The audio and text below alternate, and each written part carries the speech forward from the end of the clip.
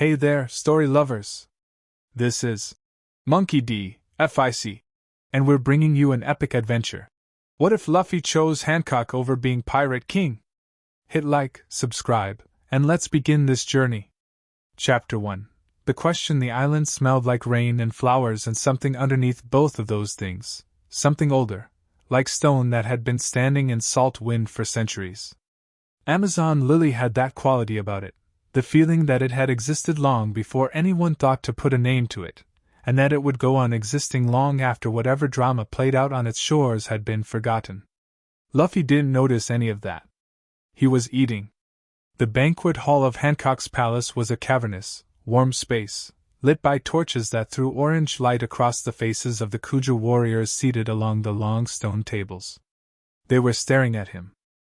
They had been staring at him for the better part of an hour, somewhere between horrified and fascinated, like women watching a small animal tear apart a meal 3 times its size. Luffy had eaten through 2 entire roasted boars, a mountain of rice that had clearly been intended for multiple people, and was currently working through a bowl of something stewed and fragrant that he hadn't bothered to ask the name of. "He's still going," one of the younger Kuja whispered to her neighbor. "Quiet," the neighbor whispered back. "Lord Luffy might hear you." "He can't hear anything. He's completely focused on the food." Both of these things were true. Hancock sat at the head of the table watching him with an expression she had never in her life worn in public before, which was the expression of a woman trying very hard not to smile. Her cheek was resting on one hand. Her sisters Sandersonia and Marigold flanked her on either side, both watching Luffy with the focused attention of people waiting for something to explode. It had been 2 days since Luffy had washed up on Amazon Lily half dead, gotten himself almost executed, eaten her snake, beaten Bakura, gotten himself properly almost executed by Hancock herself, survived that, and then somehow become the only person, the only man, in the history of this island to be not only tolerated but celebrated by the Kuja tribe. Hancock was still working through the logistics of how that had happened. She had agreed to take him to Impel Down. That much was settled. The plan was in motion. Her Shichibukai status would get them through the gates, and Luffy would do whatever insane, impossible thing Luffy apparently did when the people he loved were in danger, and she would be there. Near him. Helping him. She told herself it was because he had kept her secret. That was the reason. It was a debt.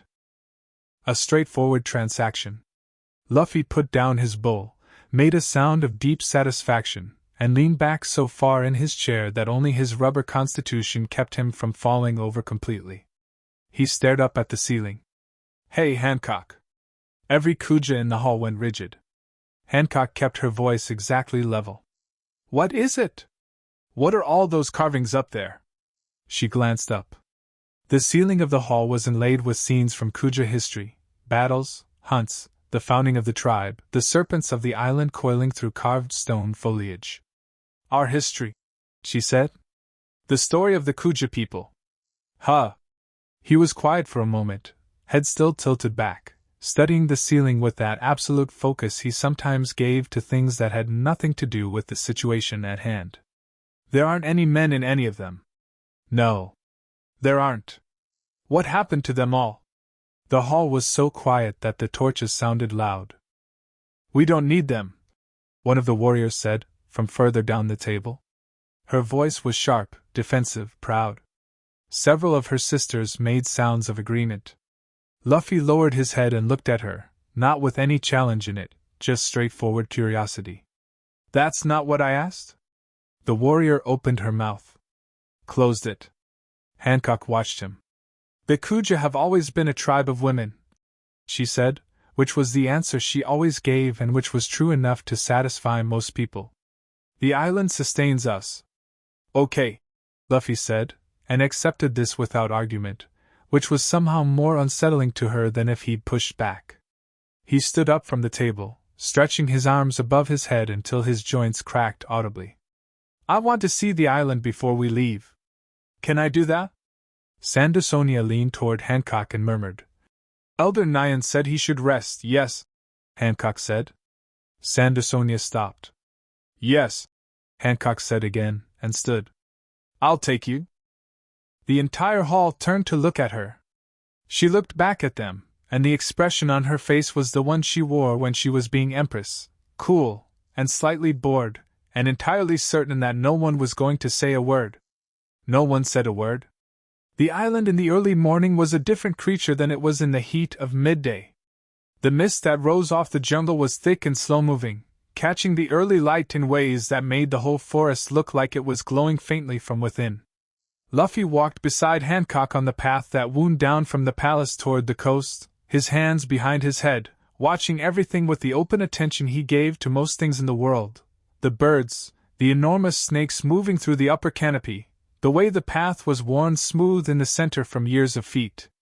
Hancock had worn something simpler than her usual dress. She would never have explained why. Her hair was down. You're not going to ask me where we're going? She said, after they had been walking for a few minutes in silence. You know the island better than me, Luffy said. I figured you'd take me somewhere good. And if I didn't? He glanced at her, a brief, sideways look. You would, though. She didn't answer that. He was right, which was part of the problem. The path opened out onto a cliff that faced the eastern sea. The drop was sheer, 100 feet of pale rock falling straight into water that was deep and very blue in the early light. There was no beach here. Just the edge, and the ocean, and the sky above it turning from gray to the particular fragile gold that happened for about 15 minutes before the sun fully cleared the horizon. Luffy went straight to the edge and looked down, which made every bodyguard instinct. Hancock didn't technically have fire at once. It's a long way down, she said. Yeah. He didn't step back. But the water looks deep enough. Could probably jump. You can't swim. I know. He grinned at the water. Doesn't mean I couldn't jump. She stood beside him, a more cautious distance from the edge, and they both watched the sun come up over the sea. There was something very simple about the moment, and she distrusted it intensely, because things that felt this uncomplicated had a way of concealing enormous complications underneath. Can I ask you something? Luffy said. You've been asking me things since you arrived on this island without invitation, Hancock said. I don't see what would stop you now. He laughed, that laugh, the one that started in his chest and had no self-consciousness in it at all, and then got quieter, the way he did when he was actually thinking about something. What do you do here? Like, after you handle all the Empress stuff. When you're done with that. The question caught her sideways. What do you mean? I mean, what do you do? For yourself. He glanced at her. Do you come here? To this cliff? She was quiet for a moment. Sometimes, she said, which was more honest than she intended. By yourself? There isn't anyone else to come with. He turned to look at her then, fully, the way he looked at things he was paying real attention to. It was different from the way other people looked at her. Most people looked at Hancock the way they looked at a very beautiful painting, with appreciation that had already categorized her, already decided what she was. Luffy looked at her the way he looked at the ceiling carvings, or the sea, or the color of the sky, like he was actually trying to understand what he was seeing. That sounds lonely, he said. I'm an empress, she said. I'm never alone. That's not the same thing. She turned away from him and looked at the water. The gold had deepened. The sun was almost up. No, she said after a moment. It isn't. They stood there. A bird called somewhere behind them in the jungle. The wind came off the ocean and pushed Hancock's hair back from her face. I like you, Luffy said. The words were so plain that she nearly didn't register them. Then she did, and something happened in her chest that she refused to examine. I'm aware, she said carefully. You've mentioned, no, I mean. He stopped, and she could hear him trying to sort something out. I like you?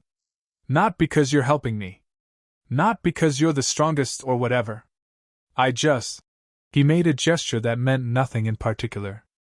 I like talking to you. You say true things. True things? She repeated. Yeah. You don't say things you don't mean. Even when you're being mean, you're being real about it. He paused.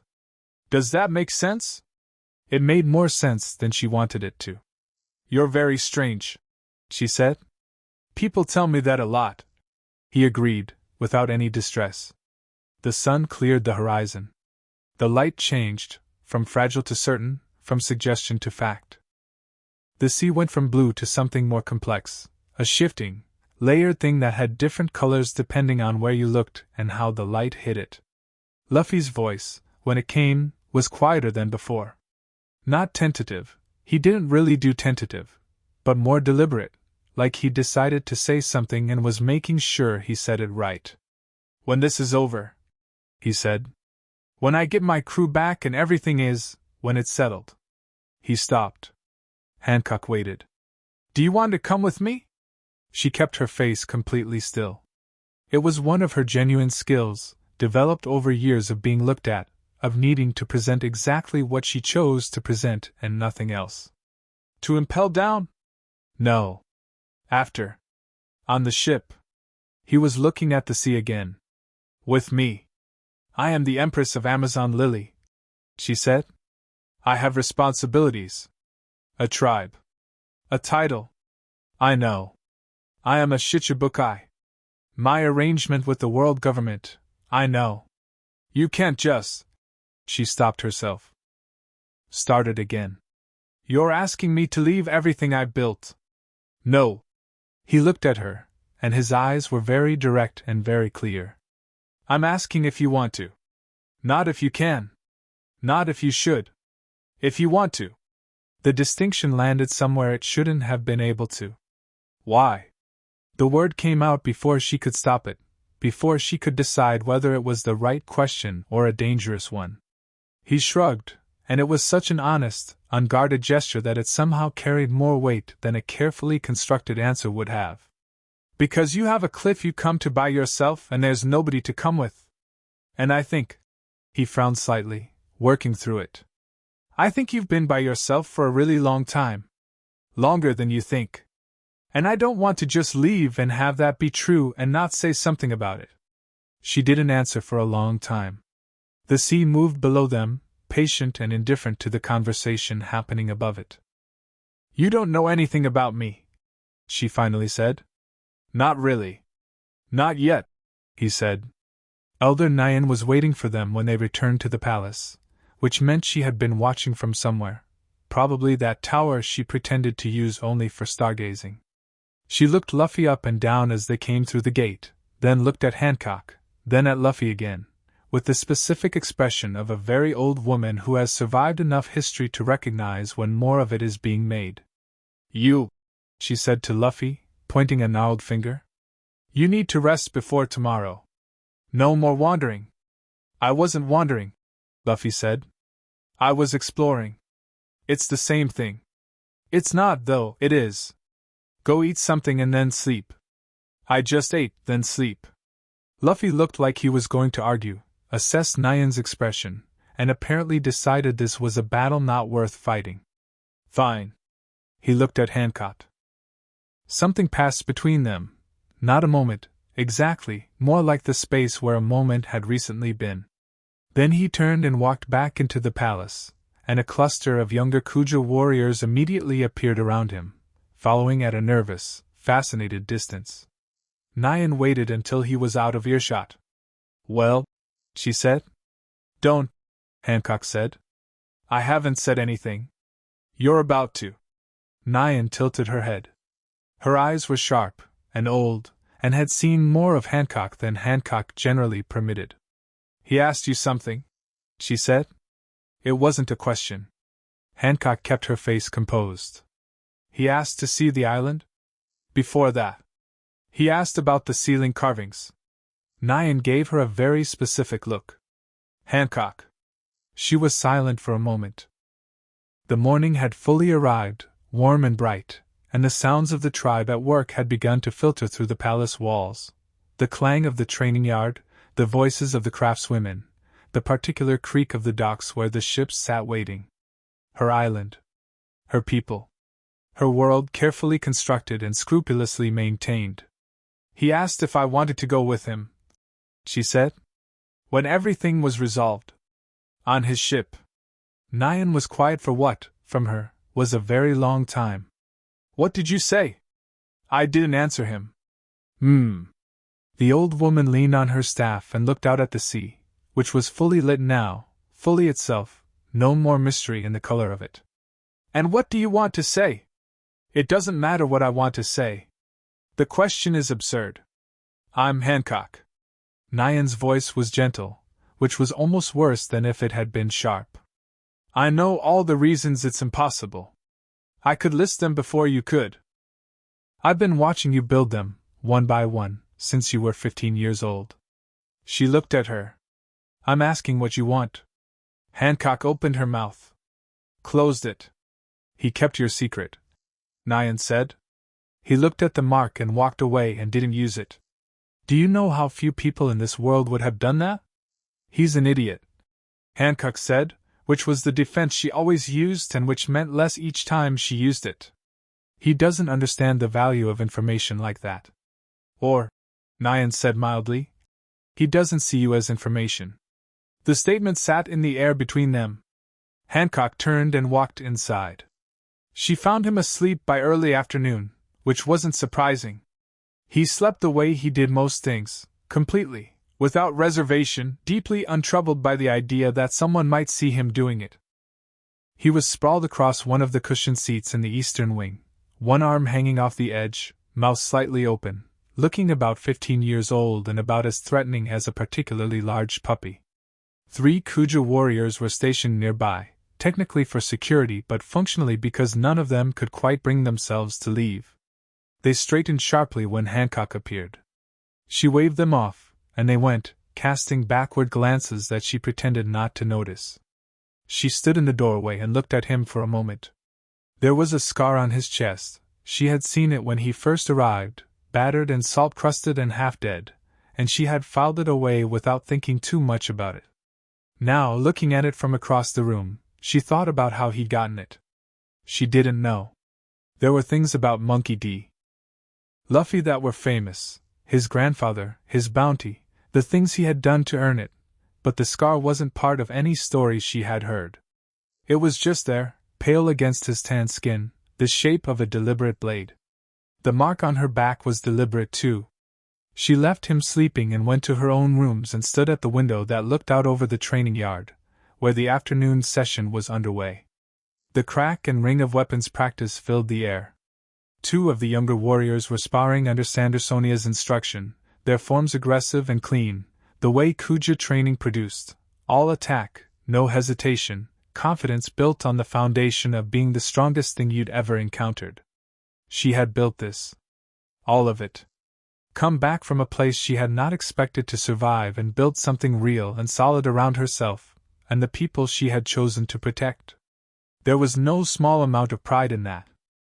She was the Empress because she had earned the right to be the Empress, through strength and will and the specific kind of furious determination that grew in people who had something to prove. But he had asked what she wanted. Not what she could do. Not what she owed. What she wanted. She thought about the cliff. The 15 minutes every morning when the light did that thing to the water and the birds called in the jungle and there was nobody with her because there was never anybody with her. Because this island was her empire and an empress had attendants but did not have, she had never let herself finish that sentence. A knock at her door. Sandersonia came in, brushing dust from the training yard off her sleeves, and took one look at her older sister's face. Nyan told me, she said. Hancock turned from the window. Nyan needs to learn the definition of private conversation.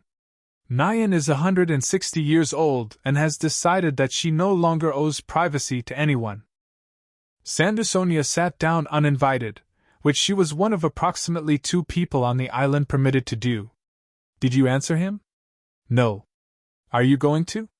Hancock sat down across from her, which was the closest she came to collapsing. I don't know what to say. Sandersonia watched her. Her face was careful, the way it got when she was thinking about saying something that might hurt but was true. You've been in love with him, she said, since the day he refused to tell the Marines about the mark. That's not, you have. You know you have. Marigold and I have been watching you try to pretend otherwise for days, and it's been exhausting. She leaned forward. Sis. He's not like other people. You know that. That doesn't mean he doesn't want anything from you, Sandersonia said. That's what you can't figure out. Every person who's ever come near you has wanted something.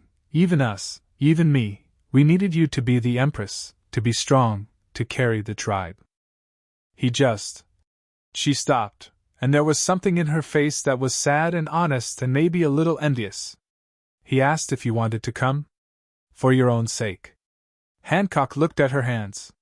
They were perfectly steady. She was very good at looking steady. What if I say yes and it falls apart? She said very quietly. Sandersonia didn't answer immediately. The sounds of training drifted up from the yard. Somewhere deeper in the palace, the kitchen staff were arguing in the cheerful, theatrical way that meant nothing serious was happening. The island doing what the island did, constant and present and exactly itself. What if you say nothing? Sandersonia said. And he sails away, and you come back to this window tomorrow morning and the morning after that, and you stand at the cliff by yourself because there's still no one to come with you, and you spend the rest of your life wondering? Luffy woke up when the evening meal was beginning, not gradually, but all at once, sitting up and immediately looking around as if checking whether anything had happened while he was unconscious. Finding the room quiet, he seemed satisfied and went looking for food. Hancock intercepted him in the corridor outside the Great Hall. He stopped, and there was something in his face when he looked at her that she had started to notice more specifically, a particular kind of attentiveness, not the flattery that other people gave her but something more like recognition, the expression of someone who was actually looking at a person rather than a face. Hey, he said. Very Luffy. No ornamentation. Luffy. She had been preparing this.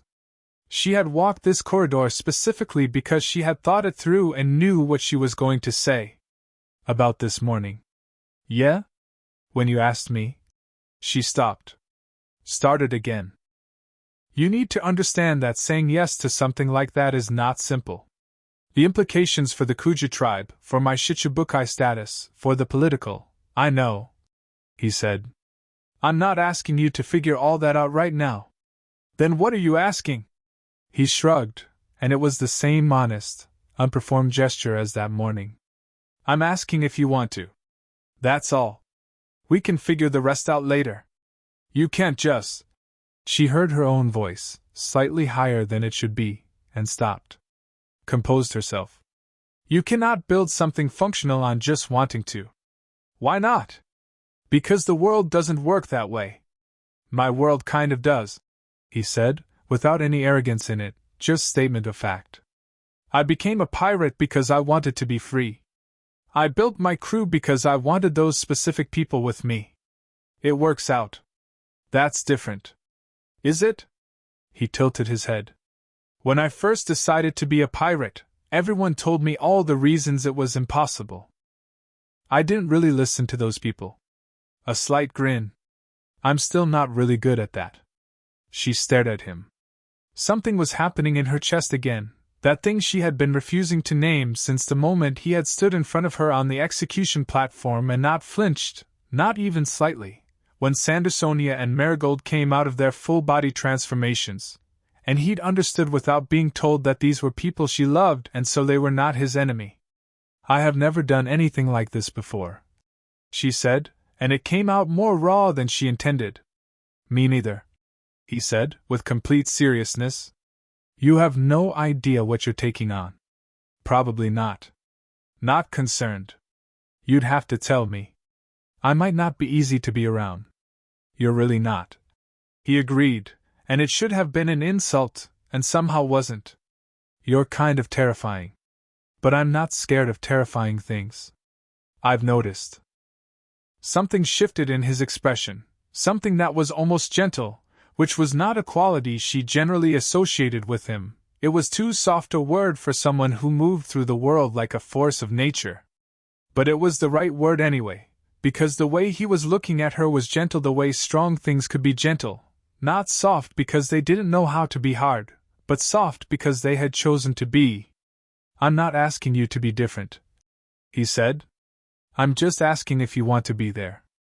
She looked at him for a long moment. The corridor torches threw warm light across the stone floor. From the great hall came the sounds of the evening meal, the Kuja warriors talking over one another, the scrape of benches, the voice of one of the cooks calling something that made several people laugh. Her island, present and familiar, everything she had built. Yes, she said. It was one word. It cost her more than she would have believed possible to say it. It also felt, in some profound and slightly terrifying way, like setting something down that she had been carrying for a very long time.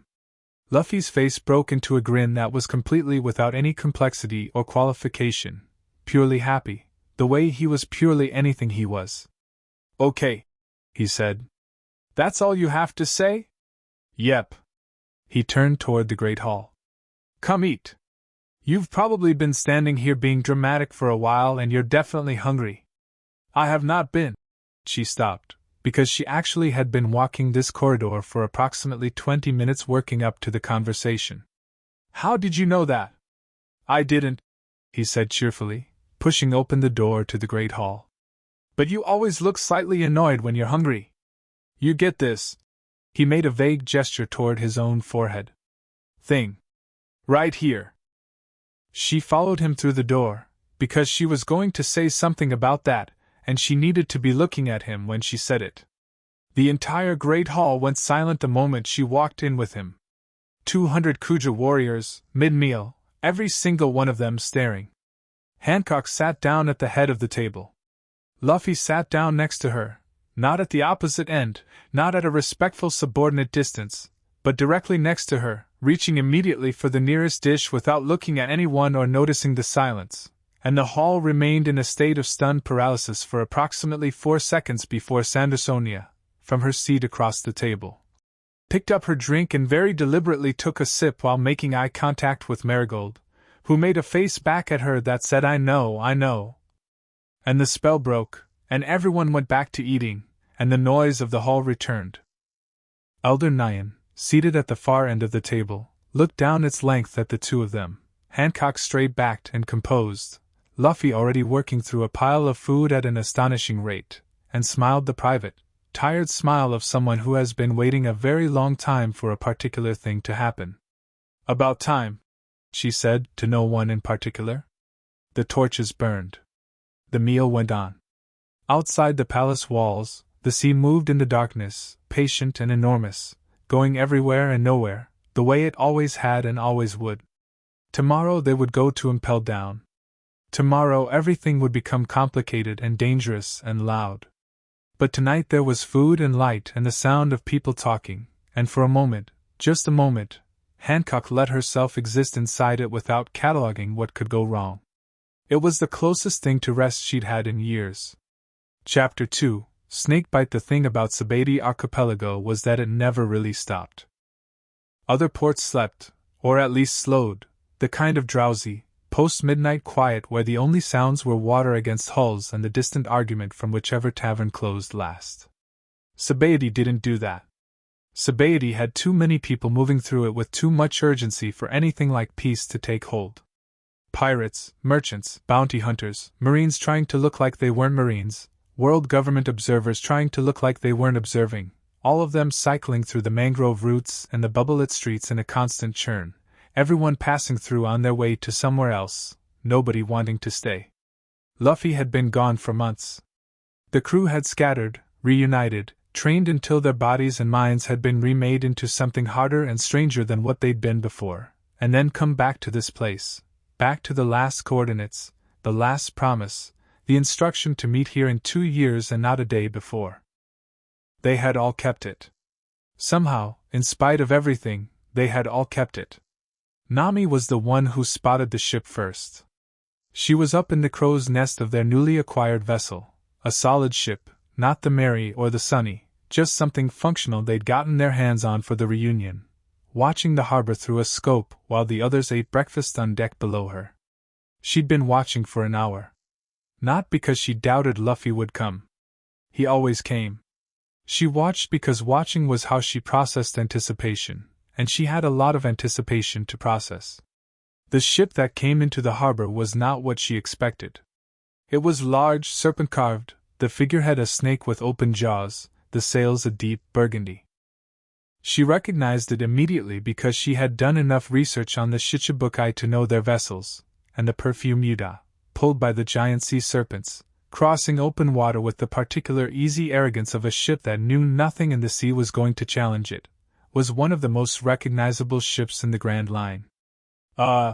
She said into the deck below. What? Robin called up. So, that's Boa Hancock's ship. A pause. Then the sound of several people moving to the railing. Why? Zoro said. Is Boa Hancock coming to Sabaody? More importantly, Nami said, already collapsing the scope, already moving toward the ladder. Where is Luffy? She was halfway down when she heard it. That specific laugh, carrying across the water, completely unmistakable, the kind of sound that made no attempt to belong to any environment it was in. She stopped on the ladder and stared. Luffy was standing on the prow of the perfume Yuda, one hand on the serpent figurehead, leaning forward into the wind with the posture of someone who had been doing this for the entire journey and found it extremely satisfying. His hat was flat against his back. He was grinning at the Sabaody harbor the way you grinned at something you'd been looking forward to. And Boa Hancock was standing 4 feet behind him on the same prow, perfectly upright, arms folded, looking at the back of his head with an expression that Nami couldn't fully read from this distance but which her instincts, sharpened by years of reading people in high-pressure situations, categorized immediately as fond and very annoyed about being fond. Oh, Nami said. Oh what? Usopp had appeared at the railing below her. Oh what, Nami? Why is your face doing that? I need a minute, Nami said, and climbed the rest of the way down and sat on a coil of rope and thought about this for approximately 30 seconds while the perfume Yuda drew closer. Then Luffy jumped off the prow. His arms stretched back behind him as he came across the gap between ships and he hit their deck like a small, joyful explosion, bouncing once and catching himself on the mast, and then he was standing there, looking at all of them, and he looked, Nami noticed this immediately, he looked the same, and also somehow different, in the way that people look different when something in them had settled into a different configuration. Still Luffy. Absolutely, completely Luffy. But there was something in him that had organized itself slightly, some quality that hadn't been there before Marineford, before everything, and it sat quietly behind his eyes and didn't announce itself. Hey, he said, and it was the most normal greeting possible given that he had been separated from all of them for 2 years and had apparently arrived with one of the most dangerous women in the world. You're all here. You're late, Zoro said. I'm exactly on time, Luffy said. You said 2 years. It's been 2 years. It's been 2 years and 3 weeks. That's basically 2 years. That's literally not. And then they were all moving at once, the way the crew always moved in moments like this, not organized, not choreographed, just the natural chaos of people who had missed each other enormously expressing that fact in approximately 7 different ways simultaneously. Usopp was talking very fast and very loud. Chopper had attached himself to Luffy's leg. Frankie was doing something that involved both fists and appeared to be deeply emotional. Robin was smiling the particular quiet smile that she only wore when she was genuinely moved and was trying not to show it. Brook was playing something on his violin that was technically a welcome back song but kept sliding into something more melancholic, and then catching itself. Sanji and Zoro were arguing about something that had nothing to do with Luffy being back but which seemed to be serving as their version of expressing relief. Nami hugged him. She wasn't going to. She was going to be measured and sensible and point out all the ways his lateness had created problems. She hugged him anyway, briefly and firmly, and then stepped back and hit him on the top of his head, which was for the record. Ow, 2 years and 3 weeks, she said. I ran into some stuff. You always run into stuff. This time it was kind of important stuff. It's always important stuff with you. But she was half smiling, which undermined the whole thing, and she knew it. She looked past him at the perfume Yuda, now docked alongside them, the serpents pulling it regarding the Straw Hat ship with calm, enormous eyes. Are you going to explain that? Luffy turned to look at the ship, as if he'd momentarily forgotten it was there. Oh. Yeah. He turned back, and there was something in his expression that was slightly more considered than his usual approach to announcing things, like he had thought about how to say this, and then abandoned the plan, and was going to say it plainly anyway. Hancock is coming with us. The deck went quiet. Not the surprised by an enemy quiet, not the something is wrong quiet. Just the specific silence of 8 people simultaneously processing a sentence that didn't immediately compute. Coming with us, Nami repeated. Boa Hancock, the Shichibukai, is coming with us. Yeah. As in on our ship. Traveling with us. Yeah. For how long? Luffy scratched the back of his head. I don't know. While she wants to. A pause. Probably a long time. Another silence, different from the first one. Nami looked at Robin, who was looking at Luffy with an expression that suggested she had already correctly identified what was happening, and was simply waiting to see how the rest of them caught up. Sanji, who had been opening his mouth for the last 30 seconds to say something about Boa Hancock that would certainly have been deeply embarrassing, had gone unusually quiet. His expression was complex. The expression of a man experiencing genuine internal conflict between his feelings about beautiful women and his feelings about his captain. Luffy, Nami said slowly, is there something you want to tell us? I just told you. Something more specific. He looked at her. Looked at the ship. Looked back. She's weird. He made a gesture that appeared to be trying to encompass something his vocabulary wasn't fully equipped to handle, then apparently decided vocabulary was optional. She's important to me, he said. Like. That kind of important. Right, Nami said. Okay, said Robin. I see, said Brooke, and began playing something on the violin that was significantly more romantic than the Welcome Back song. Brother, said Frankie, with an intensity of emotion that shook the deck slightly. Zoro said nothing. He had his hand on the back of his neck and he was looking up at the sky with the patient expression of someone waiting for the complicated part to be over so the straightforward part could begin. Sanji said very quietly, I need a moment. Take all the time you need, Robin told him. Chopper, who had been following the conversation from Luffy's leg and processing it in real time, looked up at him with his enormous eyes. Luffy, does that mean you like Hancock-san? Yeah, Luffy said, without any difficulty. Like how? Like a lot. Like she matters a lot. He frowned, not frustrated, just working it through. Like when something happens I want her to know about it. Chopper stared at him. His face cycled through several emotions very quickly. Then he buried his face in Luffy's leg and made a sound that was somewhere between overwhelmed and touched. That's the most romantic thing I've ever heard, Brooke said. It's not that, Luffy started. No, it genuinely is, Nami said. Hancock came aboard with Sandersonia and Marigold and 4 Kuja warriors as escort, and the way she walked onto the deck of a ship that wasn't hers told you everything you needed to know about how she approached most situations. Like the space had already been assessed and found acceptable, and she was simply occupying it. She was wearing the white dress, the serpent crown, the full presentation, and the effect on the assembled crew was varied and immediate. Sanji dropped a cup. Usopp made a sound that wasn't a word. Zoro crossed his arms and looked at her the way he looked at most things, analytically, without being impressed. Robin stepped forward, which surprised Hancock slightly, and extended a hand. Robin, she said simply. It's nice to meet you properly. Hancock looked at the hand for a moment, and then shook it, which was also a kind of assessment passing. I know who you are, she said, which with Hancock was the closest thing to a compliment. I know who you are too, Robin said, with a slight smile. I've been looking forward to this.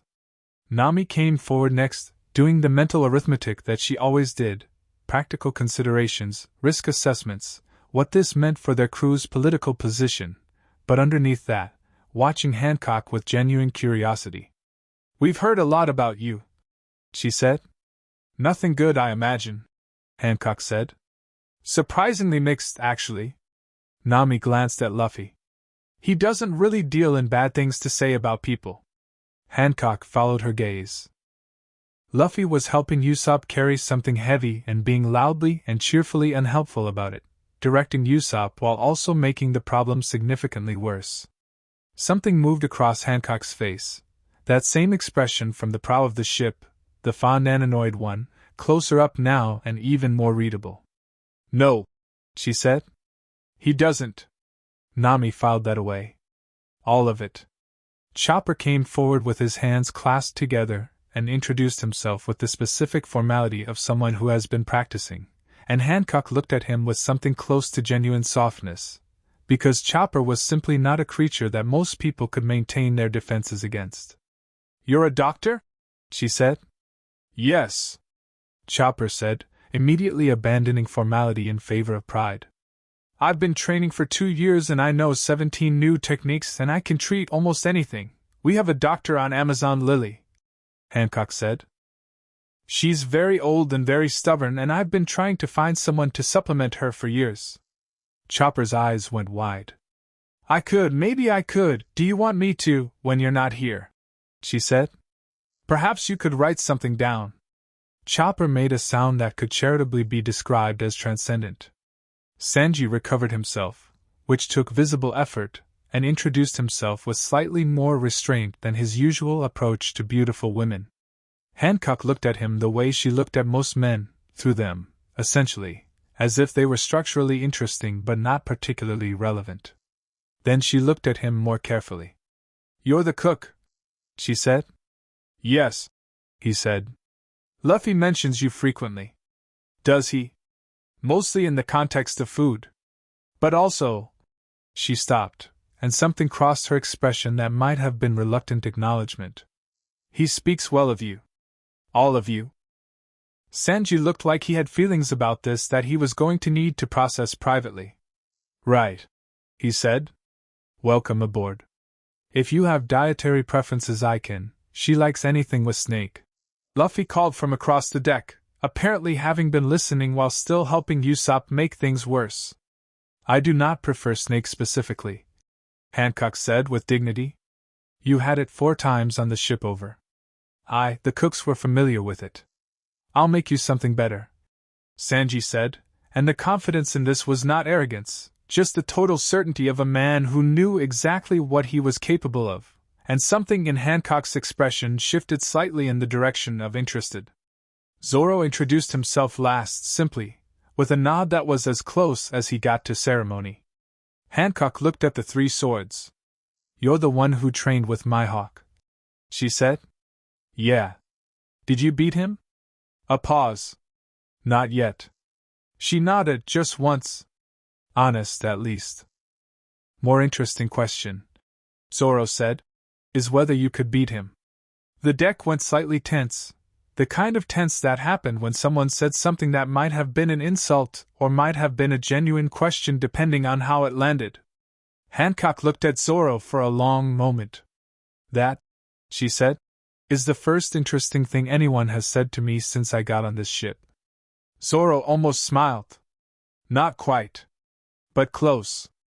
They were 3 hours into organizing the ship for departure, arguments about berths, about cargo, about the navigational implications of heading into the new world with a Shichibukai aboard, when the marine ship appeared in the harbor mouth. Not a patrol vessel. A frigate.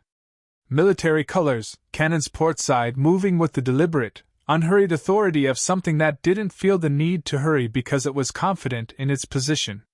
Nami was the first to see the flag on the conning tower.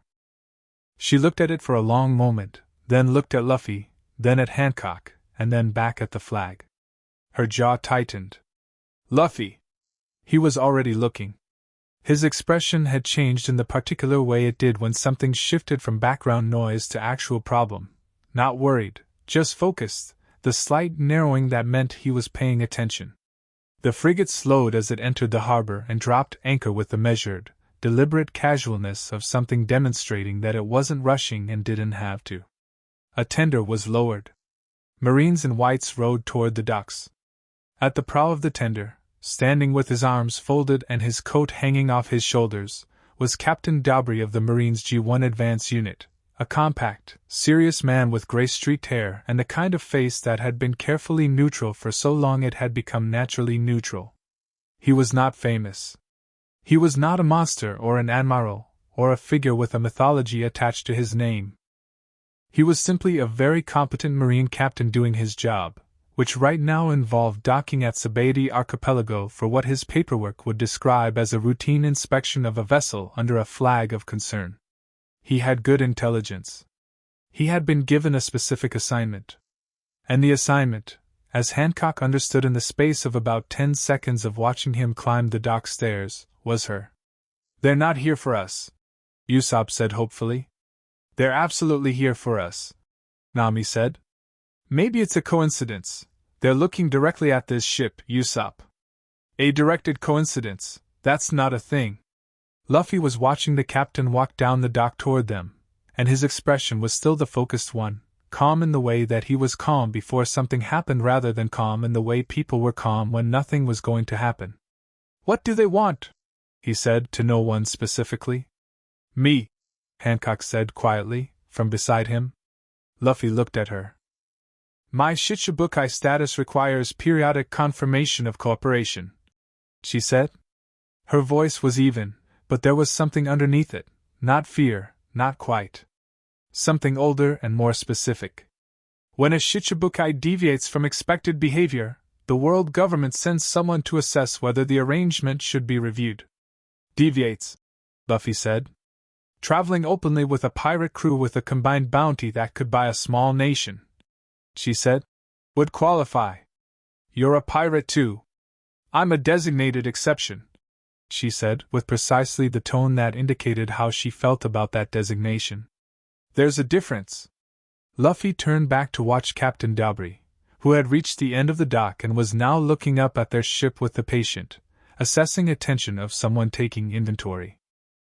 His Marines had fanned out behind him, 12 of them, armed but relaxed, a deliberate display of non-threatening professionalism that was nonetheless very much a display. "Let me handle this," Hancock said, and started toward the gangplank. Luffy fell into step beside her. She glanced at him. "I said I'd handle it." "I know. I'm just walking with you. You being there will complicate, Hancock." He said it simply, without argument or explanation, and then kept walking, and she stopped trying to send him back because she understood suddenly that he wasn't going to go, and that he wasn't going to pretend that the situation was something it wasn't. They came down the gangplank together, and Captain Dobry watched them come with the specific stillness of a man who had been briefed on what he was seeing and was now confirming his briefing against reality. His eyes moved from Hancock to Luffy and back to Hancock. Whatever he had expected, his face didn't show it. "Empress Boa Hancock," he said. "Formal, correct?" "Captain Dobry, G1 Advance Unit. I have authorization from Fleet Admiral Akainu to request confirmation of your current Shichibukai obligations and territorial arrangements." "I'm aware of my obligations," Hancock said. Her voice was at full Empress setting, not cold exactly, more like weather, something that simply was. "They haven't changed. The Fleet Admiral's assessment suggests otherwise." Dobry's eyes moved to Luffy again, brief and professional. "Your presence in Sabadi Archipelago aboard a civilian vessel in the company of known pirates, specifically members of the Straw Hat crew, this represents a significant departure from your usual parameters." "My travel is my own business," Hancock said. "Your travel is the world government's business when it suggests a change in your cooperative status," Dobry said, still pleasant, still professional. "The Shichibukai arrangement is not unconditional, as I'm sure you know." Luffy had been listening to this with his hands in his pockets, his head slightly tilted. "So you're threatening her?" he said. Dobry looked at him. "I'm having a conversation with the Shichibukai about her obligations." "Her obligations to who?" "To the world government, but she doesn't work for you," Luffy said, and the simplicity of it landed differently than a more sophisticated argument would have. She's not a Marine. You guys made a deal with her. That's different from her working for you. Dabri was quiet for a moment. He was clearly intelligent enough to recognize that this argument, while simple, was structurally sound. The arrangement, has she done anything wrong? Luffy said. Has she hurt anyone? Has she broken any rules? Another pause. The fleet admiral has concerns about what she might do, Luffy said. Not what she has done. He looked at Dabri with an expression that was very direct and not remotely aggressive, just honest, the way Luffy was honest, which had a different quality from most people's honesty because it came without any awareness of whether it was tactically smart. You're here because someone is worried about what happens if she decides she doesn't want to be a Shichibukai anymore. And you're using this. He gestured vaguely at the paperwork Dabri was holding, to make her feel like she doesn't have a choice about it. Captain Dabri looked at Monkey D. Luffy for what was probably the longest he had ever looked at a single pirate. Then he looked at Hancock, who was watching Luffy with the expression she wore when something had happened that she hadn't prepared for. The fleet admiral, Dabri said carefully, would like the Empress's assurance that her Shichibukai status remains active and that her cooperative relationship with the world government is intact. It is intact, Hancock said, and her voice had changed slightly, still composed, still certain, but with something underneath it that had shifted. My status hasn't changed. And your current travel arrangements are temporary. She looked at Dabri, and the Empress expression was fully present, the one that had ruled Amazon Lily for years and sent men to their knees and had been built stone by stone from something she'd had to survive first. Tell the fleet admiral that I am aware of my obligations and that his concern, while noted, is premature. When I have something to report to the world government, I will report it. Until then, my activities are my own. Dabri held her gaze for a moment. Then he nodded, a small, precise dip. I'll relay that message. He started to turn, then stopped, and looked at Luffy one more time with an expression that was unreadable but not hostile. Monkey D. Luffy. Yeah? You're planning to go into the New World. Yeah. The fleet admiral will be watching. Luffy grinned. Tell him I said hi. Something happened in Dabri's face that might, under different lighting and in different company, have been the beginning of a smile. It didn't complete itself. He turned and walked back toward his marines, and the tender was brought back, and the frigate sat in the harbor mouth for another hour before quietly leaving. That evening the crew ate together on deck, which was the closest thing they had to ceremony, not formal, not organized, just everyone present and the food distributed and the conversation happening in the overlapping, layered way it always did, which was the most alive any of them generally felt. Sanji had made something extraordinary involving fish they'd bought that afternoon and ingredients he'd apparently been hoarding since the morning, and the eating was punctuated by the specific reverent silence that happened when something was genuinely good.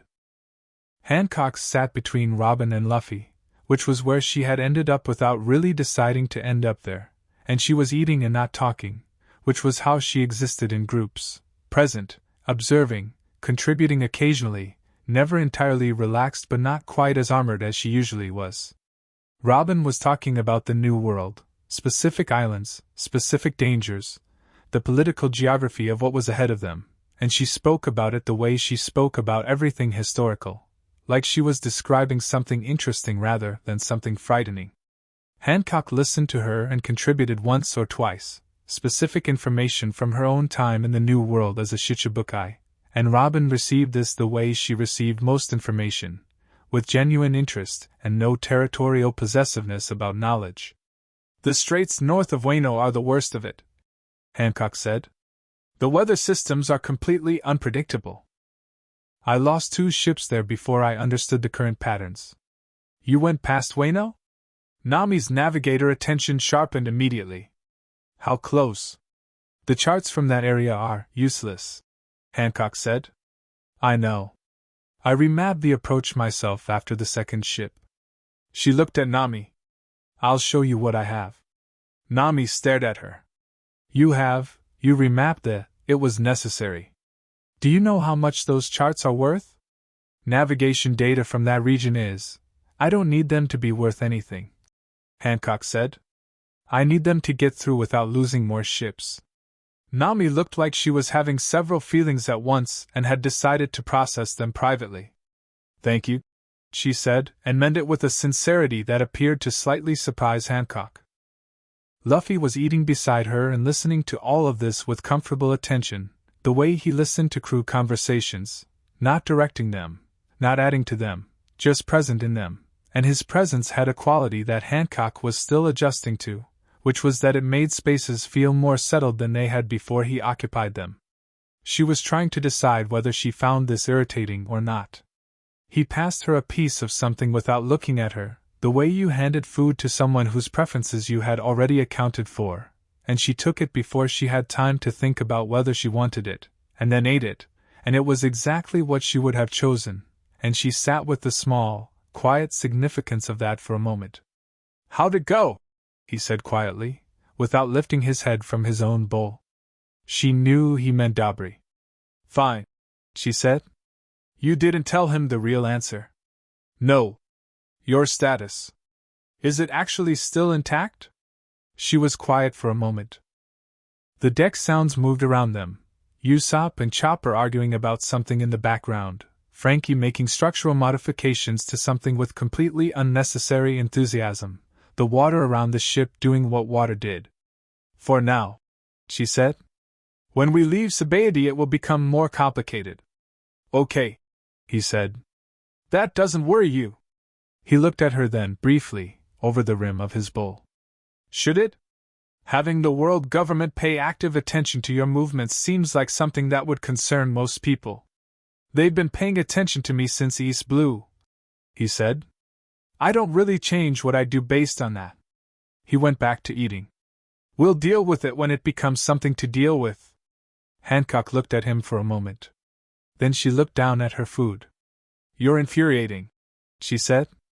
"You've mentioned that," he said, and she could hear the grin in it without seeing his face. Brook drifted past playing something soft and meandering, a melody that didn't insist on being listened to but was there if you wanted it. The lights of Sabaody were coming on across the water as the evening deepened, the bubble entertainment district casting its improbable warm colors across the harbor. Stars were appearing in the east where the sky had gone dark first. On the far side of the deck, Zoro was sitting with his back against the mast and his eyes closed, either asleep or doing whatever Zoro did that looked like sleeping but was actually something else. Sandersonia and one of the younger Kuja warriors had gotten into a quiet but apparently absorbing conversation with Frankie about structural materials. Marigold was watching Usopp and Chopper argue about something medical with the careful attention of someone taking notes. Gradually, without anyone planning it or announcing it, the crew of the Straw Hats and the women of Amazon Lily had distributed themselves across the deck in an arrangement that worked. Not smoothly, not without friction. There was too much personality concentrated in one place for it to be truly smooth, but in the way things worked when the people involved were fundamentally compatible in the ways that mattered. Hancock, observing this quietly, thought about her island. About the cliff. About the 15 minutes of light every morning. Then she thought about the fact that tomorrow they would leave Sabaody for the New World, and that somewhere in the machinery of the world government an old man with a magma fist had looked at a report about her current location and filed it under problems to be resolved, and that whatever Dabri had said today was only the opening move of something that would not end with politeness and paperwork. She thought about saying this to Luffy. He was already looking at her. Not with concern, just attention.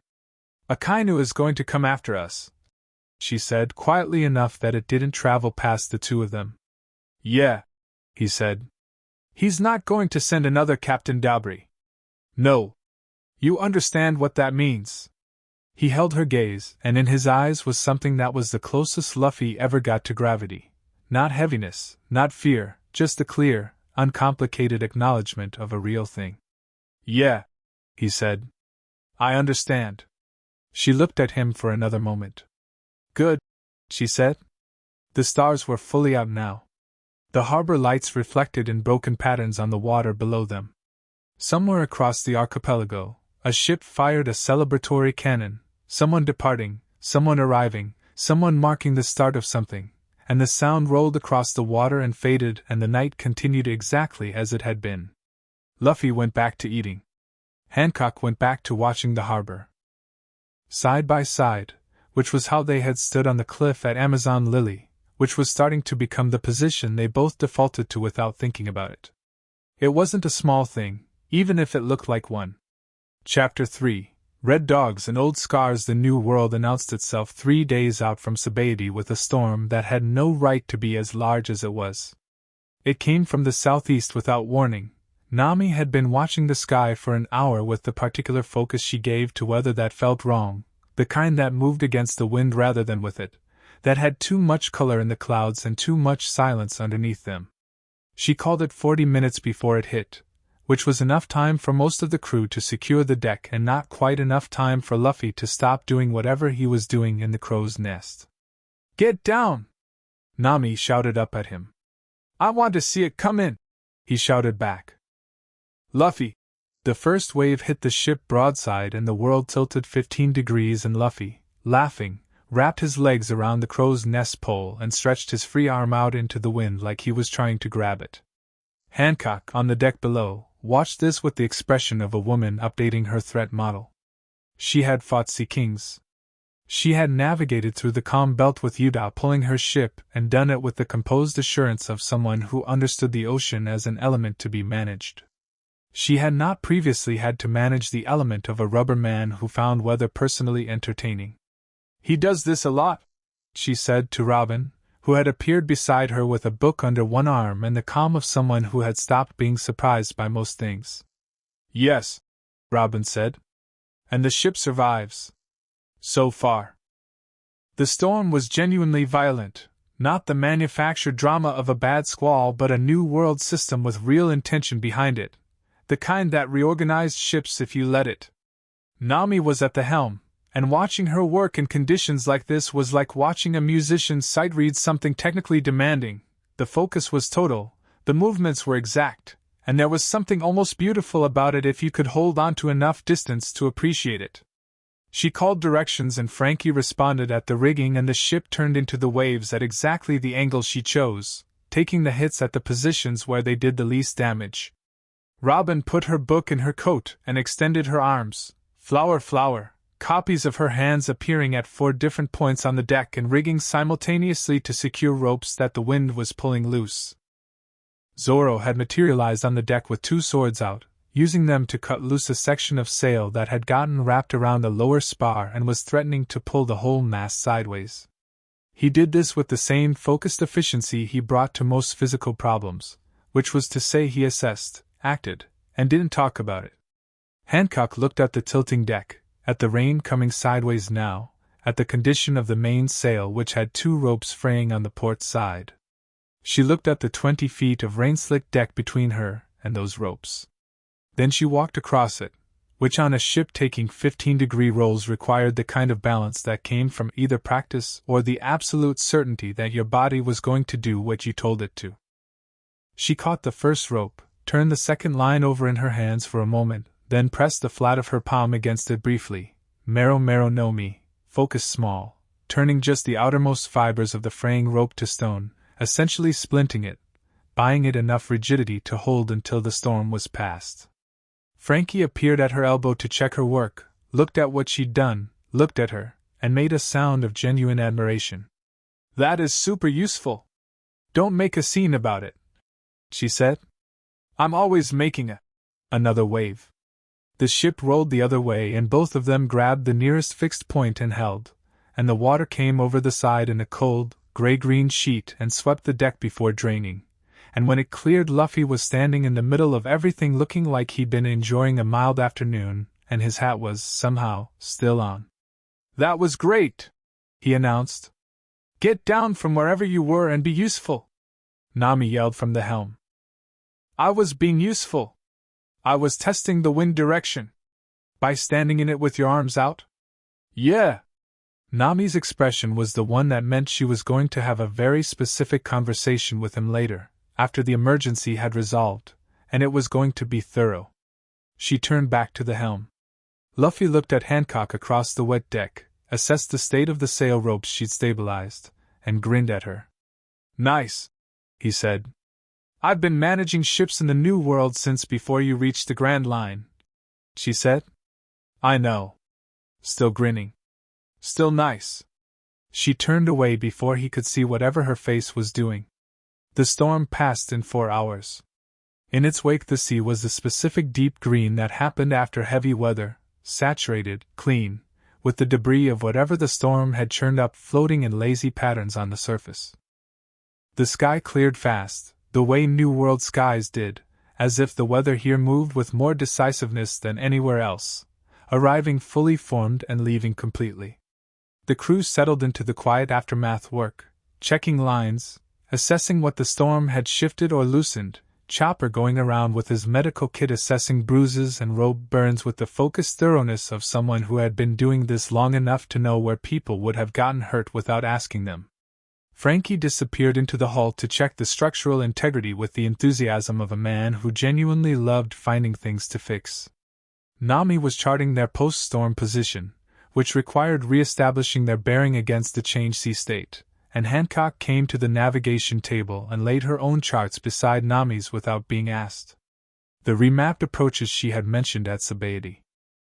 Nami looked at them for a long moment, tracking the route markings, the annotations in Hancock's precise handwriting, the notation system she had developed for the specific current and weather patterns of this region. These are incredibly detailed, Nami said quietly. I told you I remapped them myself. I thought you meant rough estimates. Nami traced one of the current notations with her finger. This is better than anything I've seen from official naval charts. The Navy doesn't sail that route, Hancock said. They don't want to be that close to Wano. Smart. Nami pulled her own chart over and began cross-referencing. The two of them worked in silence for a few minutes, which was a different kind of silence than polite strangers. It was the silence of two people focused on the same problem from different angles and finding that the angles were compatible. Can I copy these? Nami said. Yes. A pause. Do you want anything for them? Hancock looked at her with the slight elevation of an eyebrow that meant she had found the question interesting. No, she said. Nami nodded. Went back to working. Then, without looking up, Luffy thinks very highly of you. I know, Hancock said. Not smug about it, just matter of fact. He doesn't think very highly of many people, Nami said. Not in the specific way he thinks of you. He thinks everyone is great in a general sense, but... She paused, choosing her words. There's a specific way he looks at the people he considers his, and you've got that now. Hancock was quiet. I'm not saying this to make you feel obligated, Nami said quickly. I'm saying it because... She frowned, still looking at the charts. He's had a hard time since Marineford. Not in a way he talks about or shows much. But it's there. And since you got to Sabaody he's... She stopped again. He seems like himself again. More than he did before. The ship moved under them. The late afternoon light was doing something particular to the water. The New World had this quality. Light behaving differently here than it did in calmer seas, refracted and multiplied by the depth of the color in the water. He told me about Ace, Hancock said quietly. Nami looked up. On the way to impel down. Hancock kept her voice even. He told me what he was going to do and why, and when he spoke about his brother there was something in his face that... She stopped. I don't think he'd told many people. He hadn't, Nami said. Not like that.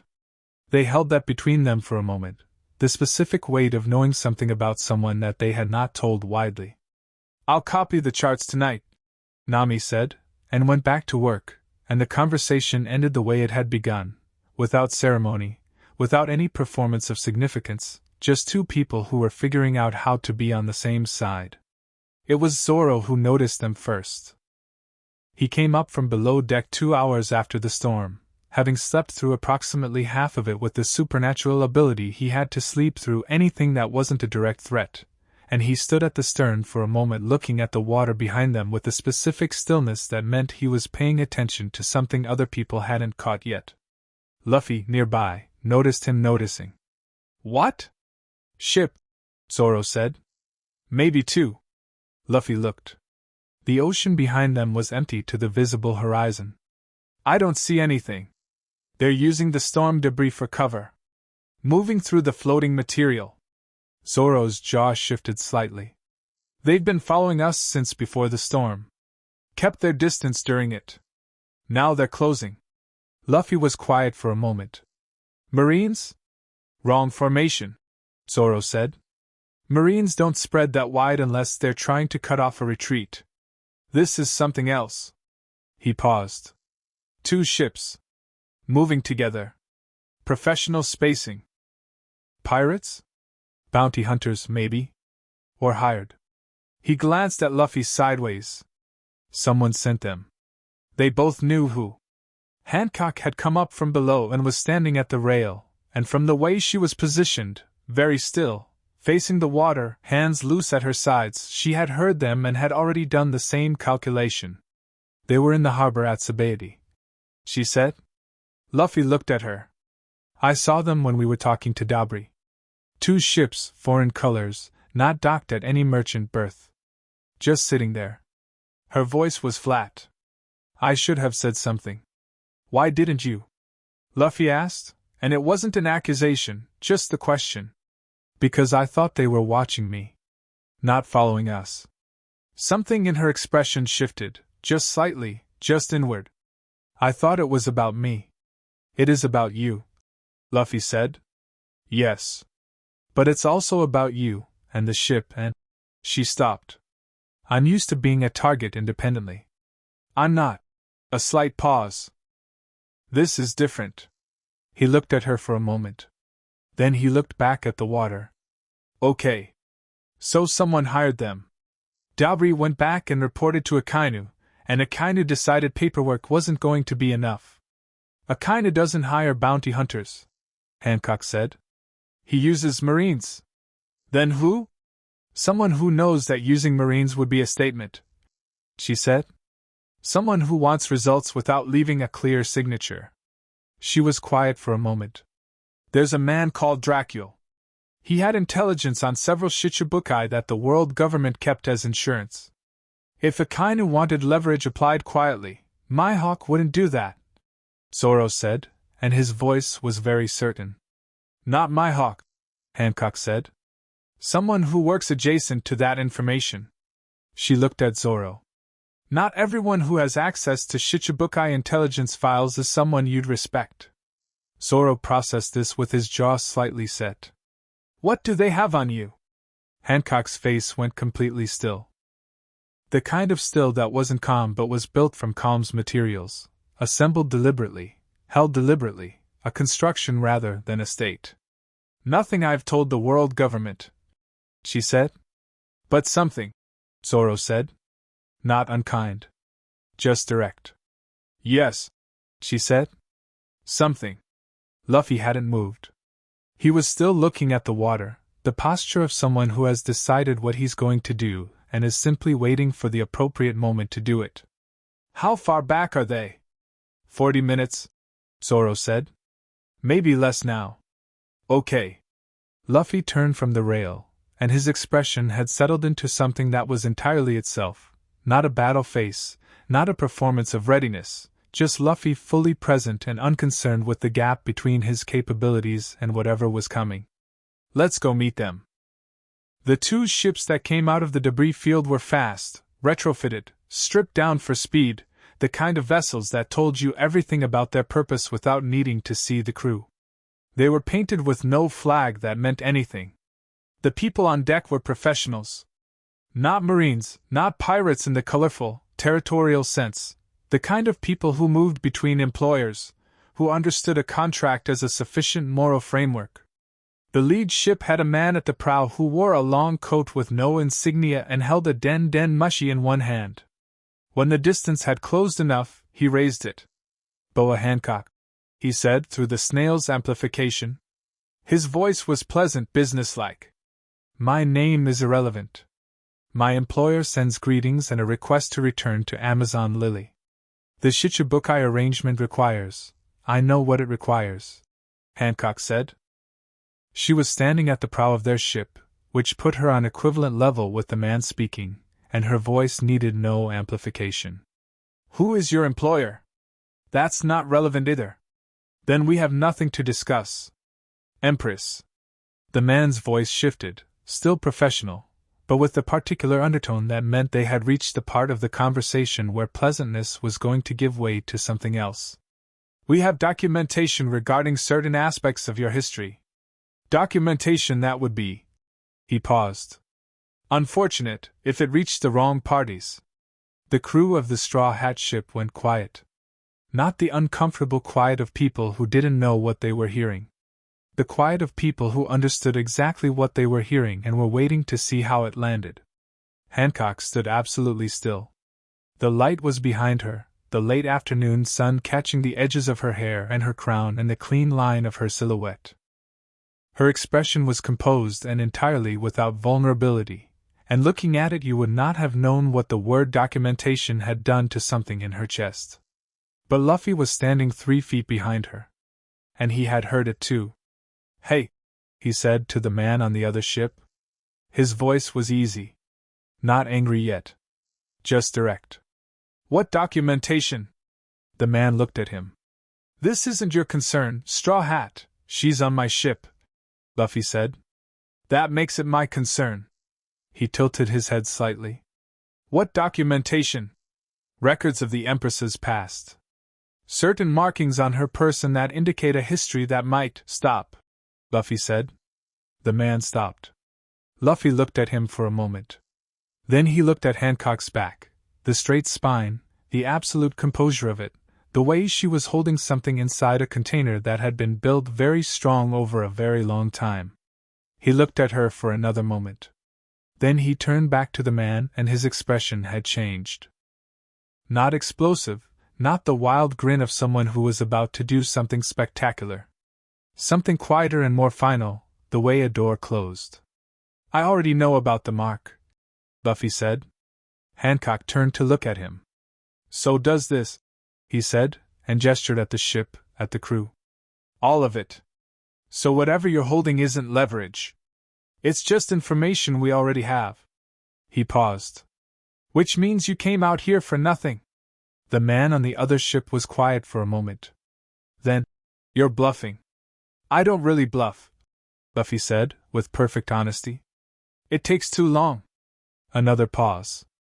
The 2 ships had come alongside now, close enough that you could see the faces of the hired crew on the decks, and most of those faces were doing the assessment that people did when they looked at Monkey D. Luffy, the calculation of his bounty against the reality of his presence, the disconnect between what the poster suggested and what the person in front of you communicated. Take her off the ship, the man said, and the professional pleasantness dropped completely, and what was underneath it was the flat practicality of someone executing a contract. We don't want trouble with the Straw Hats. Just the woman. Luffy sighed, the way he sighed when something he had hoped could be resolved easily was not going to be resolved easily. He looked sideways at Hancock. You want to, or should I? She had been watching him since the moment he had said I already know about the mark with the expression she wore when something had landed in her chest, and she hadn't yet decided what to do with it.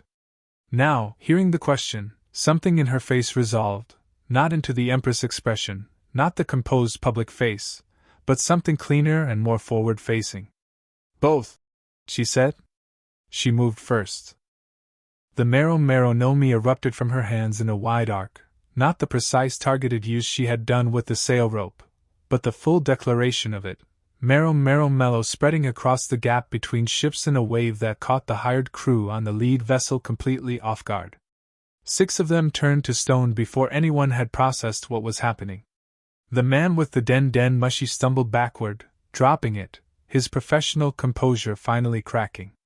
Luffy moved at the same moment, gear second igniting in the space between one heartbeat and the next, steam rising from his skin, his speed becoming something that belonged to a different category than normal human movement. He crossed the gap between ships not with the gangplank but by simply stretching and landing on the deck of the lead vessel before the remaining crew had oriented, and what happened in the next 30 seconds was less a fight than a renegotiation of the situation in very direct physical terms. The hired captain tried to run. Hancock's powers reached him first. On the second ship, which had begun to angle away as soon as the lead vessel went quiet, Zoro appeared at the stern of the Straw Hat ship, 3 swords, the slight forward lean that meant he had already identified the distance and found it acceptable. He looked at the retreating ship for a moment. "Too far," Usopp said from beside him. "Not really," Zoro said, and jumped. He cleared the gap with the focused, unnecessary confidence of someone who had decided the distance was a suggestion, landed on the second ship's deck, and the sounds that followed were brief and professional in a completely different sense than the hired crew had been professional. It was over in under 3 minutes. The hired ship sat still in the water, their crews either stone or sitting down very carefully, and Luffy came back across the gap with the man's den mushi in one hand, turning it over to look at the number that had last been dialed. He looked at it for a moment, then at Hancock. "Do you recognize this number?" She looked at it. Her expression changed fractionally. "Yes." "Who?" "Someone in the world government's intelligence apparatus," she said. "Not a Marine. A civilian operative."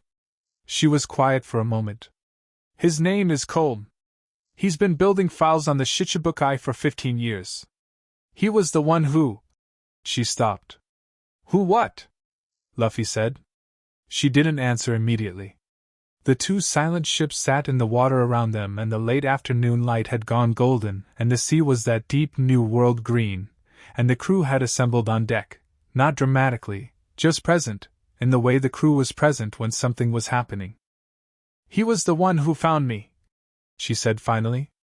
"After the auction house. When I was trying to get back to my sisters."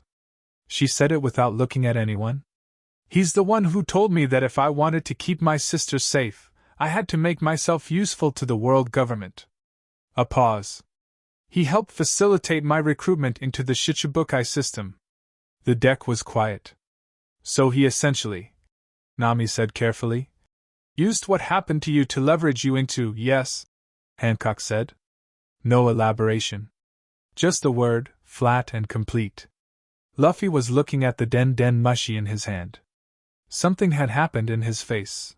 Nothing dramatic, not the explosive anger that he sometimes showed, but something colder and more sustained, the kind of feeling that didn't burn fast and go out. "Okay," he said. He put the den mushi in his pocket. "Luffy," Hancock said. "I know who he is now," Luffy said. "That's enough for now." He looked at the 2 ships. "Let them go. Leave the stone ones, they'll be fine in a few hours. Tell the conscious ones to relay a message." The hired captain, sitting very carefully on his own deck, looked up at him. "Tell whoever sent you," Luffy said, "that Boa Hancock is not available. And whatever you're holding, whatever files, whatever documentation, you've got until the end of the week to destroy them, because after that I'm going to come find them myself." The captain stared at him. "You can't, I can," Luffy said. "I really can." He turned back to his own ship. "Also tell them she doesn't work for the world government anymore." Hancock looked at him sharply. He met her gaze over the rail gap, steady and direct. "Does she?" he said. She held his gaze for a long moment. The water moved between them. The gold light held. "No," she said. "She doesn't." Below deck that night, after the meal and the post-encounter work and the gradual settling of the ship into its night rhythm, Hancock stood at the porthole in the cabin Nami had given her, small, practical, with the permanent slight lean of a ship that was always in motion, and looked at the dark water. She heard him before she saw him. Not because he was loud, he could actually move quietly when he chose to, which he mostly didn't choose to, but because there was something in the quality of the air in any space he occupied that was different. She had started noticing it on Amazon Lily and had not been able to stop noticing it since. He knocked on the open door frame, which was the most he generally did in terms of announcing himself, and leaned in the doorway. "You okay?"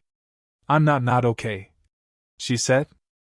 He came in and sat on the floor against the wall with his knees up, which was just how he sat sometimes, unconcerned with furniture conventions, comfortable wherever he put himself.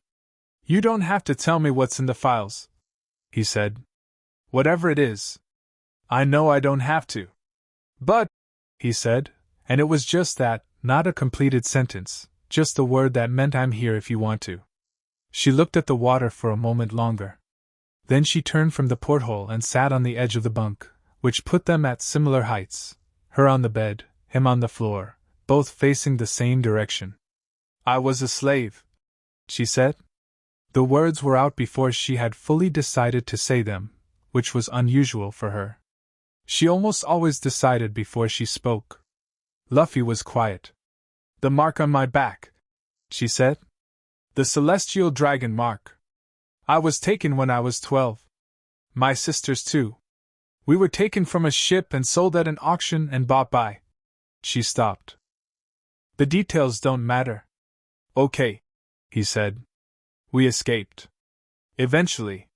She said it like it was straightforward, which it hadn't been, but the distance of years had compressed it into something she could hold at arm's length when she chose to. "Rayleigh found us. Helped us get back. But the mark," she looked at her hands. "The mark stays. And Colin found out about it, and he used it, because that's what that kind of person does. They find the thing you most want to keep private and they hold it in front of you. He's been doing that for years," Luffy said. "Yes. Using it to make you cooperate. Stay in the Shichibukai system. Not make trouble." "Yes." He was quiet for a moment. Not a processing quiet, not the quiet of someone trying to figure out the right response. Just the quiet of someone sitting with something, which was different. "I'm sorry that happened to you," he said. "All of it. From the beginning." She looked at him. "Not pity," he said, preempting something. "Just, it was wrong and it shouldn't have happened and I'm sorry it did." She looked at him for a long time. She was trying to find the angle in it, the thing underneath the words that was really what was meant, because that was what people did. They said things that had other things underneath them. But Luffy didn't have angles.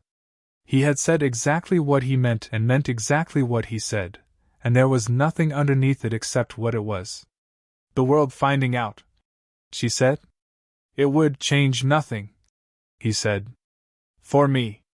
And I'd fight anyone who made it mean anything it doesn't mean. Luffy.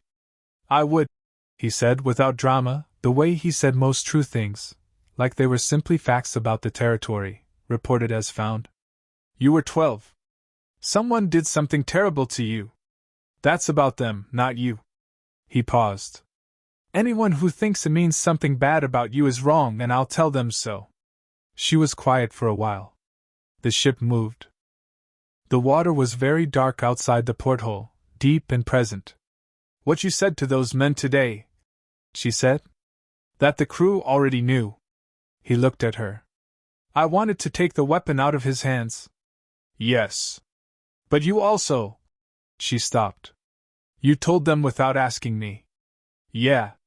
Not defensive, but honest. "I'm sorry. That wasn't right." He looked at her steadily.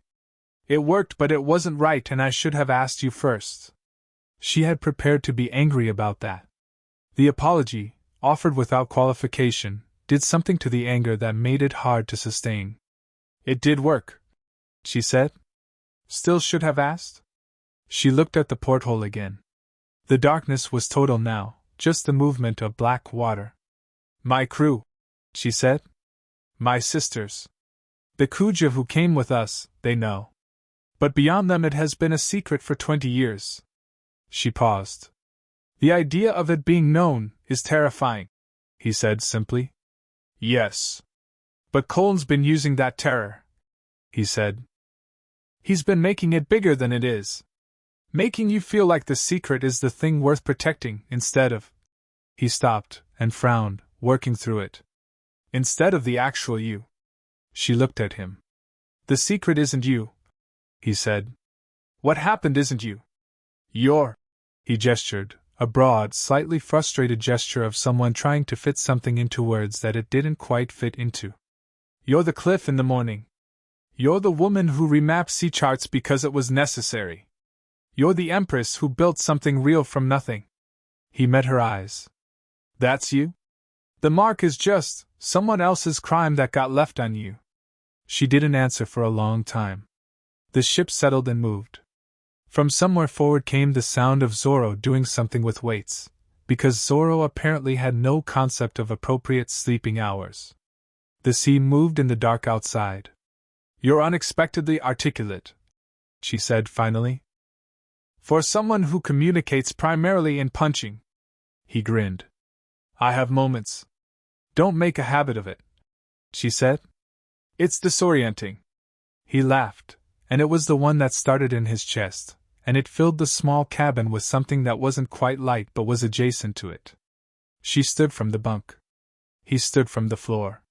They were close in the small space, and she looked at him the way she let herself look at him sometimes when she was sure it was private, and for a moment the whole complicated machinery of who they were, and what they were doing, and what the world was going to say about it was quiet.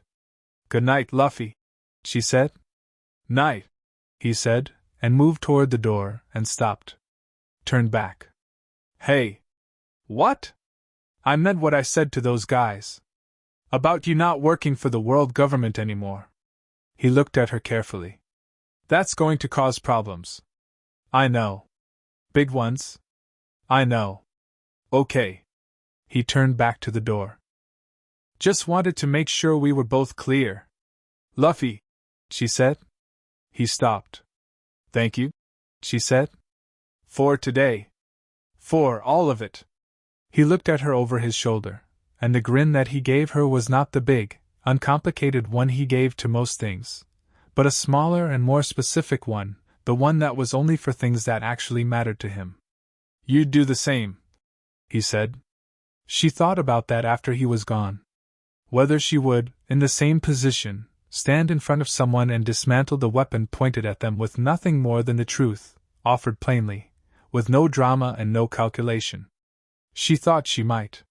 She thought that was perhaps the thing that scared her most about him, that he made her want to be the version of herself she had designed the Empress to be a replacement for.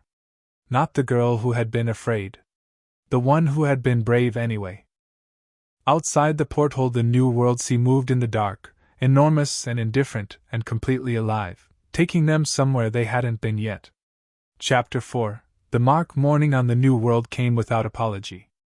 The light arrived sideways, the way it did this far into the Grand Line, not the gentle east-to-west progression of commerces but a sudden, total declaration, like someone had made a decision about the day and committed to it fully.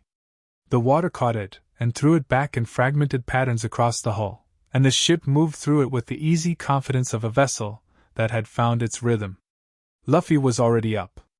This was not unusual. He had a relationship with sleep that was entirely practical. He slept when he needed to and stopped when he didn't, with no particular attachment to schedules or conventions about when sleeping was appropriate. By the time the rest of the crew was stirring he had been on deck for an hour, sitting on the figurehead with his legs hanging over the prow, watching the sea ahead of them with the focused attention he gave to things he found genuinely interesting.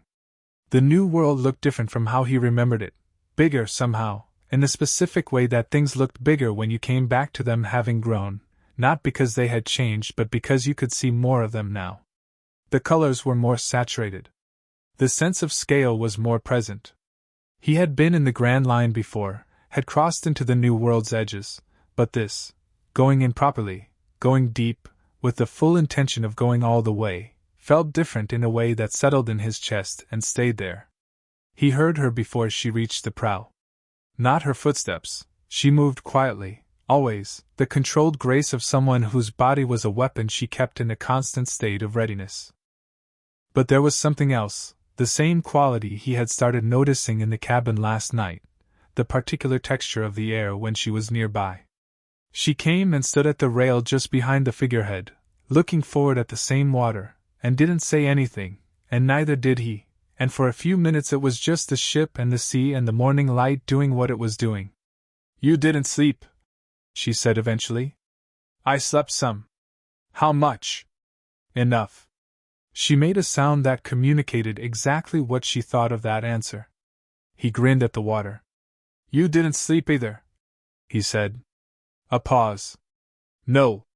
He turned to look at her then, not the full pivot, just enough to see her face in profile, the angle of her jaw and the line of her nose and the particular way she held her head when she was thinking through something that had no clean resolution.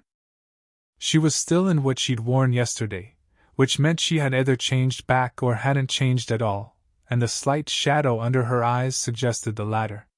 You regret telling me, he said. Not an accusation, just reading it off her. She was quiet for a moment. No, she said. Not that. She looked at the water. I keep waiting for something to be different. About what? About. She stopped. After telling someone. I've carried it for 20 years and it was always this weight. The weight of it being a secret. The weight of what would happen if it wasn't. She looked at the water. I told you last night and then you left and I lay in the bunk and waited for everything to be different, and it wasn't. Was that bad? I don't know. Honest, which cost her something. I thought it would feel like something. Like release or shame or… She shook her head slightly. It just felt like it had happened. Like it was real now instead of contained. Isn't real better than contained? She looked at him. Ask me again in a week. He accepted this with the nod he gave things that were fair. Then he turned back to the sea. Do you want to know what I was thinking about? You said you were watching the water. I can watch the water and think at the same time. Can you? A slight, dry edge that was her version of humor. Sometimes. He leaned forward on the figurehead, elbows on knees. I was thinking about what kind of pirate I want to be. In the new world. He paused. It's different now. I'm different. The crew is different. And you're here, which is… He frowned slightly, not in a bad way, in the way he frowned when he was trying to be accurate. Everything is arranged differently than I thought it would be. Is that a problem? No. It's just, I'm figuring out what the new shape is. She was quiet. The ship moved. A large bird of some kind, the new world produced birds that had no business being as large as they were, passed over them at considerable altitude and banked on a current, and disappeared to the south. What kind of pirate do you want to be? She asked. It wasn't a small question. She knew it wasn't when she asked it, and she asked it anyway, which was something she had been doing more of recently, asking the questions that weren't small. Luffy thought about it for a real amount of time, not brushing past it. The kind that people can come to, he said finally. Not because I'm in charge of anything. Not because I've declared anything. Just, he frowned. Like how Whitebeard was. People knew that his flag meant something. If you were his, you were his. He paused. I want it to be like that. Where the people I care about are safe because of what I am. Not because I'm hiding them or protecting them in secret. Because anyone who looks at me knows that touching them is a problem. She looked at him for a long moment. That's not so different from being a king, she said. It's completely different, he said. A king is a title. I'm talking about. He gestured at the sea, at the ship, at the general direction of everything. Actually being a thing. Not having a thing. The distinction landed somewhere real. She turned it over. Whitebeard's people called him the strongest man in the world, she said. But what they actually meant was, yeah, he said. Exactly. She looked at his profile. The morning light had fully arrived by now and it caught him sideways, the scar under his eye, the line of his jaw that had gotten sharper in 2 years of whatever he had done during those 2 years, the hat against his back. He looked like what he was, not a poster, not a myth, not a symbol of something. A person who had decided what mattered to him and organized everything else around that decision. You're going to be that, she said. You already are, mostly. He turned to look at her fully, and the surprise in it was genuine. He wasn't used to her saying things like that directly. I'm not being romantic, she added dryly. I know, he said. That's why I believe it. She looked away first, which was slightly unlike her, and he noticed but didn't comment on it, and the morning continued around them. They made landfall on a supply island by midday, one of the neutral trading posts that existed in the New World the way certain animals existed in ecosystems with large predators, by being too useful to any specific predator to be worth eliminating. The island was called Pharaoh's. It had a harbor, 3 taverns, 2 chandlers, a weapons trader, and a population that had developed the skill of seeing very little as a survival mechanism. Luffy went ashore because Luffy always went ashore.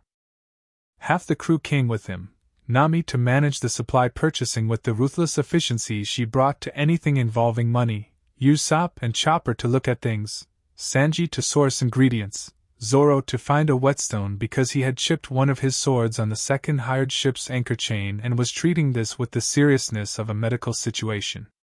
Hancock came ashore because the alternative was staying on the ship while Luffy wandered around an unknown island with no visible awareness of the concept of situational awareness, and she had decided approximately 24 hours ago that she wasn't going to be the person who stood on the ship watching and worrying.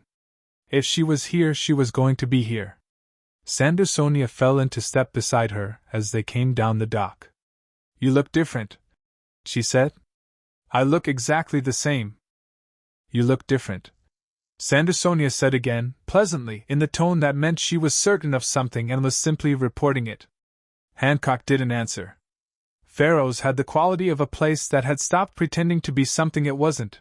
The buildings were functional and undecorated, the streets were clean in a utilitarian way, the people who moved through them had the compact, economical movements of people who were here to do something specific and not to be seen doing it. There were pirates, clearly. There were people who weren't clearly anything, which was its own category. There were Marines in civilian clothes who were fooling nobody but whom nobody was going to call out because that was the arrangement everyone had silently agreed to. Luffy walked through it like he walked through everywhere, which was at a pace slightly faster than the situation required, looking at everything, occasionally stopping to look at something more specifically before moving on, completely comfortable with drawing attention and completely unconcerned about the attention once drawn. "You know half this island has recognized you," Hancock said, walking beside him. "Yeah," he said. "And you don't intend to be, what?" "Careful," she said. He glanced at her. "Are you going to be careful?" She was wearing the crown and the coat and was recognizable from approximately 50 meters in any lighting condition. "That's different," she said. "It really isn't. I have a reason to be recognizable. It's part of—" She stopped, and then continued more quietly. "It was part of the arrangement. Visibility was part of what made me valuable to the world government. If I was visibly present in places, it kept certain other parties from. But you're not doing that anymore," he said. "No," she said. "I'm not. So you could just—" He looked at her. "Be here. Without it being about anything." She considered this as they moved through the market section of the island, where stalls sold the specific mix of practical and impractical things that New World trading posts always accumulated. A vendor selling navigational equipment. Someone with cured meats arranged on a wooden table. A woman with a cart of fruit that included 3 varieties Hancock didn't recognize. Luffy stopped at the fruit cart and looked at the 3 unfamiliar varieties with the focus of a man treating this as a serious inquiry. "What's that one?" he said to the vendor. "That's a spineseed fruit," the woman said, the automatic wariness of a vendor being replaced by the different automatic response of someone being asked a genuine question. "Grows on the reef islands east of here. Very sweet, but the skin is bitter." "What about that one?" "Moonfig. You have to eat it fast once you cut it. It goes bad in about 10 minutes. She paused. "That one is poisonous unless you cook it." "Which one?" She pointed. "Got it," Luffy said, and bought one of each of the other 2 and bit directly into the spineseed fruit without peeling it, and his face went through several expressions in rapid sequence as he processed the sweet interior against the bitter skin simultaneously. Hancock watched him. The vendor was watching him too, with the expression people wore when Luffy ate things, a combination of concern and fascination. Well? Hancock said. He chewed thoughtfully. It's good, he said. It's weird, but it's good. He held out the other half. She looked at it. The bitter part goes away after a second, he said. She took it and ate it, and he was right. The bitterness was upfront and sharp, and then the sweetness came through, and it was actually excellent, complicated in the way that things were when they were made of two different qualities that both needed to be present for the thing to work. She ate it and didn't say anything about it, and he grinned like she had, which she supposed she had. The trouble started, as trouble generally started in places like Pharaoh's, in a tavern. Not their trouble specifically, they had been in the market for 2 hours without incident, which was a record of sorts. But as they were passing one of the 3 taverns on the main street, the door opened and a man was removed from the interior by the specific physics of having been thrown. He landed in the street, rolled, came up in a crouch, and looked back at the door with the expression of someone who was going to go back in. From inside, raised voices, the particular quality of sound that meant furniture had gotten involved. Luffy stopped walking. Don't, Hancock said. I'm not doing anything, he said. You have the face. What face? The face you make when you're about to find out what's happening inside. He looked at her with the slight surprise of someone realizing they've been accurately read. I'm just Luffy, she said. He looked at the tavern door. Looked at her. Looked at the tavern door. The door opened again, and this time it wasn't someone being thrown out. It was a girl, 17, maybe, in the rough practical clothing of a ship's crew, bleeding from a cut above her eyebrow, moving with the controlled urgency of someone trying to get somewhere before something caught up with them. Behind her, through the open door, 3 men, larger than average, with the look of people who had been chasing something and were annoyed about it.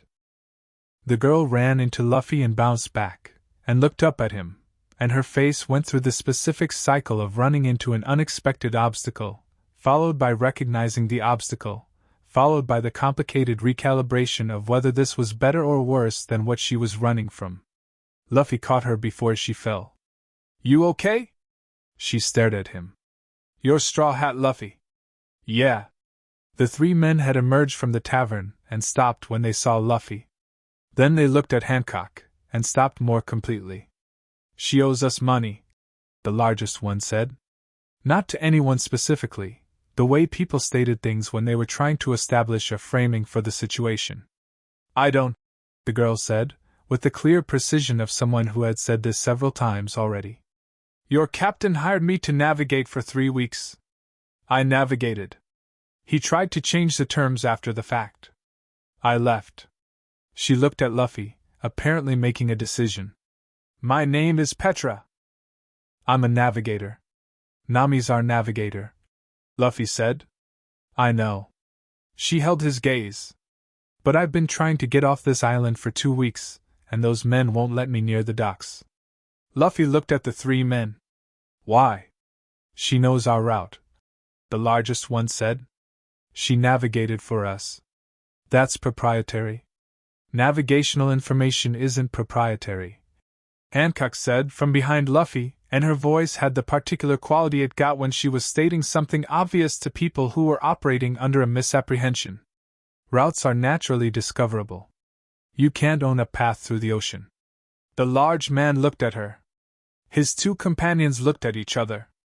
Stay out of this, he said.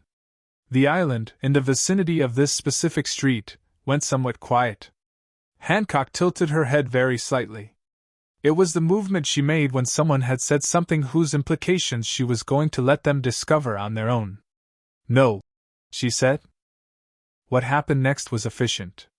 The 3 men were large and confident and moved like people who were used to resolving disagreements physically. They were not, however, prepared for Hancock, who did not wait for them to be fully in motion before acting. The first one she simply looked at, Mero, focused, deliberate, and he stopped moving. The second one tried to come around her side and found Luffy there instead, and Luffy's arm was already moving, and the second one described a short arc through the air and landed in the pile of unsold fruit at the base of the vendor's cart. The third one ran. Nobody chased him. He wasn't worth chasing. The girl, Petra, was still standing where she had been, watching all of this with the expression of someone updating their understanding of the situation. "Thank you," she said. "Don't come near the docks for a couple hours," Hancock said. "Until whoever runs those men has been told what happened here. Then you'll be fine." Petra looked at her carefully. "How do you know it'll only take a couple hours?" "Because word travels fast in places like this," Hancock said. "And the information that those men failed will reach whoever sent them before you reach the docks, and anyone rational will cut their losses." "What if they're not rational?" Hancock looked at her. "Then come find the ship with the snake figurehead. Back aboard by late afternoon, the supplies loaded, the whetstone acquired, Sanji already doing something in the kitchen that smelled like it was going to be extraordinary. The ship sat in the harbor with the particular ease of a vessel that was ready to leave but wasn't in a hurry about it, the way people who know where they're going and are confident about getting there can afford to be unhurried. Hancock was below deck, in her cabin, and Luffy found her there by the simple method of walking until he found the right door, which was his approach to most searches. She was standing at the porthole again, but different from last night.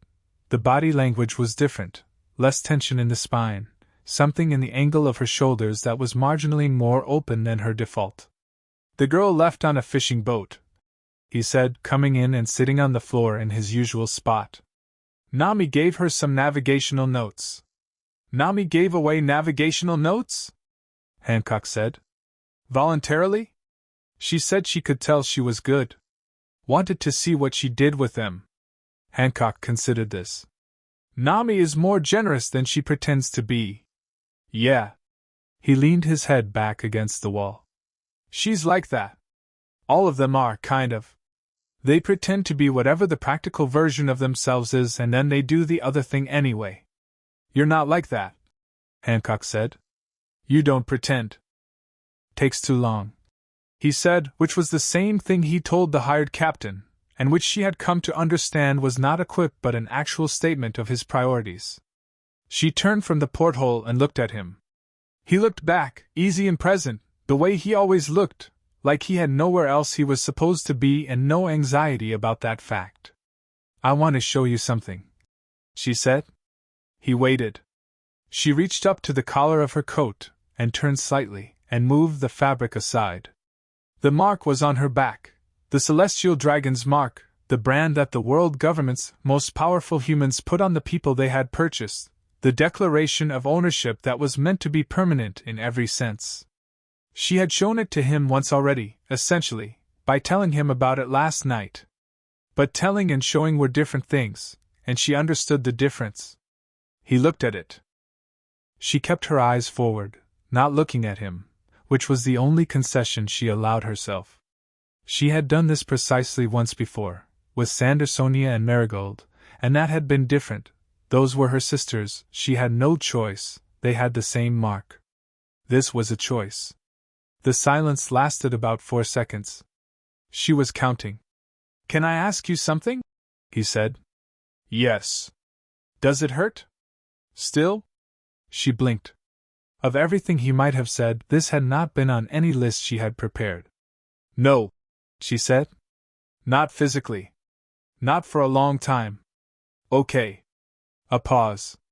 "It looks like it would have hurt a lot when it happened." "It did," she said. Another pause, shorter. "I'm glad it doesn't anymore." She turned to look at him. He was looking at the mark with the same expression he'd had in the tavern when he looked at the unfamiliar fruit, genuine attention, trying to understand something. Not horror, not pity, not the performative disgust that some people expressed as a way of centering their own reaction. Just a person looking at a real thing and being honest about what it was. "Most people," she said and stopped. "What?" "Most people, when they see it." She pulled the coat back. "They either show me that they're horrified for me, which is its own kind of," she searched for the word, "intrusion. Or they become very careful. Very formal. Like it's made me fragile." "You're the least fragile person I've met," Luffy said. "I know that," she said. "But they don't. Because they're looking at the mark instead of you," he said. She looked at him. Yes. Exactly that. He stood from the floor, unfolding himself, and came to stand next to her, not close enough to be in her space, not far enough to be sending a message about distance. Just next to her, the way he stood next to her on cliffs and prows and navigation tables. It doesn't change anything, he said. About how I see you.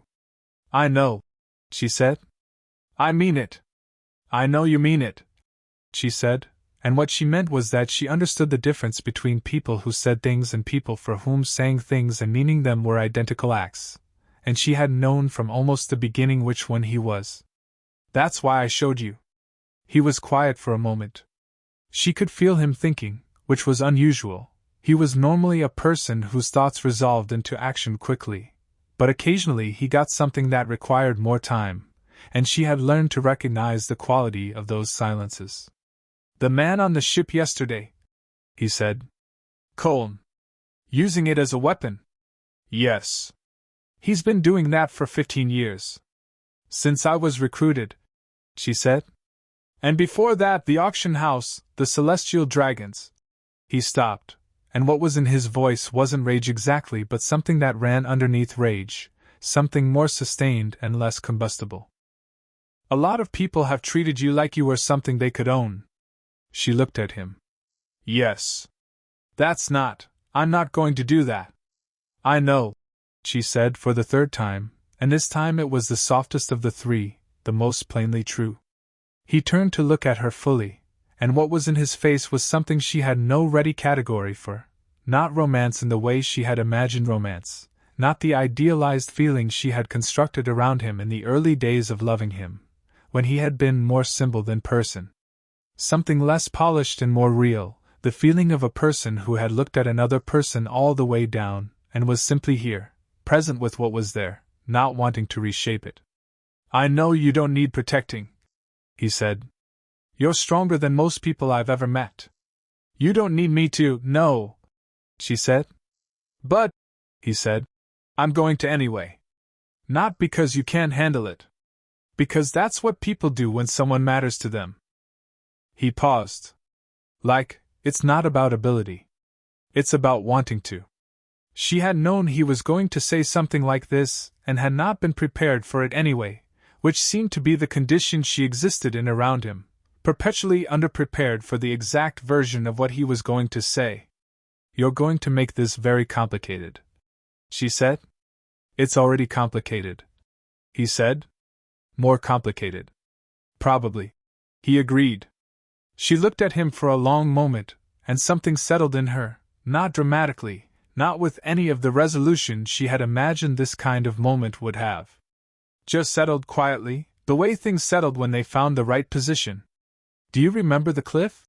She said. On Amazon Lily? Yes. Yeah. I haven't thought about it the same way since you were there, she said. Since that morning. She looked at the porthole, at the harbor outside and the fading afternoon on the water. I've had that cliff for years. Went there by myself. And then you were there, once, and now when I think about it with you in it. He was quiet. I'm not entirely sure what to do with that, she said. You don't have to do anything with it, he said. It's just true. She looked at him again. You're very annoying, she said, which was what she said when he had said something that she couldn't argue with and didn't want to accept lying down. He grinned. It was the specific small one. I know. Outside the porthole the harbor of Pharaohs was golden and quiet, the day closing down around it. The smell of whatever Sanji was making had drifted below deck by now, warm and complex, the kind of smell that made the ship feel like more than a vessel in transit. Like somewhere people lived and ate and talked about true things in small cabins in the early dark. Dinner, Hancock said. Yeah, he said. They went up together. The dinner table that night had a different quality than the previous ones. Not louder, not more formal, if anything quieter in a way that was the quietness of people who had found an arrangement that worked. Sandersonia had made Marigold tell a story about the worst storm she had ever navigated through as a child on Amazon Lily, and the story was funny in the way that bad things became funny once they were survived, and Robin and Nami had contributed their own storm stories. And the table had become the kind of warm, loud thing it became when people were trading genuine experiences rather than performing conversation. Luffy ate through it all with the comprehensive enthusiasm he brought to meals, and occasionally said things that derailed the conversation completely, and then re-established themselves in a new direction that was somehow better than where they'd been going. And Hancock sat beside him and ate, and did not talk as much as everyone else but was not outside of what was happening. At one point Chopper asked, very earnestly, whether Hancock was going to train with anyone on the ship, because he'd been watching her movement patterns and had some thoughts about potential synergies with the crew's fighting styles, and the question was so purely practical, and so completely without any of the political weight the same question would have had from anyone else that Hancock looked at him for a moment, and then said yes. That sounded reasonable. Chopper's resulting joy was significant. Zoro, across the table, raised his cup very slightly in what was the closest he generally came to a toast, and looked at Hancock for a moment with the same direct, unadorned assessment he'd given her on the deck at Sabaody, and then went back to his food. She understood that this was Zoro's version of welcome. Luffy, beside her, was eating something that required both hands and apparently most of his concentration, and was not watching this exchange, but he had the particular quality of someone who was aware of what was happening without looking at it. Later, after the plates were cleared and the evening had drifted into the comfortable, directionless conversation of people who had nowhere they needed to be until morning, when Sandersonia and Marigold had gone below and most of the crew had scattered to their various evening activities, Hancock stood at the stern rail and watched the harbor lights and thought about marks. Not just the one on her back. All of them, the ones the world left on people whether they wanted them or not, the ones you chose for yourself, the ones that faded and the ones that didn't. 20 years of carrying one mark as a secret that could destroy everything she'd built, and one conversation, 2 conversations, and the weight of it had changed. Not gone. Changed. Luffy came and leaned on the rail beside her, looking at the same lights. "Tomorrow we leave Pharaoh's," she said. "Yeah. And after that we go deeper in. Past the point where any of those hired ships would follow." "Yeah. And Akainu is going to send someone real," she said. "Not hired men. A Marine. Someone ranked." "Yeah," he said for the 3rd time, and it had the same quality each time, not dismissive, not unconcerned, just the simple acknowledgement of a person who has looked at a fact and accepted it. "You should know," she said, "that when that happens, I'm not going to step back." He looked at her. "Whatever they send," she said, "I'm not going to be the person who stands behind. Not anymore." She met his eyes. "I spent 15 years being the Empress at the front and the slaves mark in secret. Being useful but also being contained by the thing they held over me." She was quiet for a moment. "I'm done being contained." He held her gaze for a long moment. Something moved through his expression, not surprise exactly. Recognition. "Good," he said. Simple as everything he said. "I wasn't going to ask you to." "I know," she said. "But I wanted to say it." "Yeah." He looked back at the lights. "I wanted to hear it." The harbor was very still. The lights reflected in the water in broken lines that moved with the tide, reforming and breaking and reforming. Somewhere on the island someone was playing music, something with strings, carrying across the water in the particular way that music carried over water at night, clean and without context. She stayed at the rail until the music stopped. He stayed with her, which was what he did, not as performance, not as a statement, just because he was there and chose to stay. It was not the most dramatic thing that had happened today. It was the most important. Chapter 5. Open water. 3 days past Pharaoh's the sea changed. It didn't announce itself. There was no clear line where the water shifted from one thing to another, just a gradual deepening of color and a change in the quality of the swells.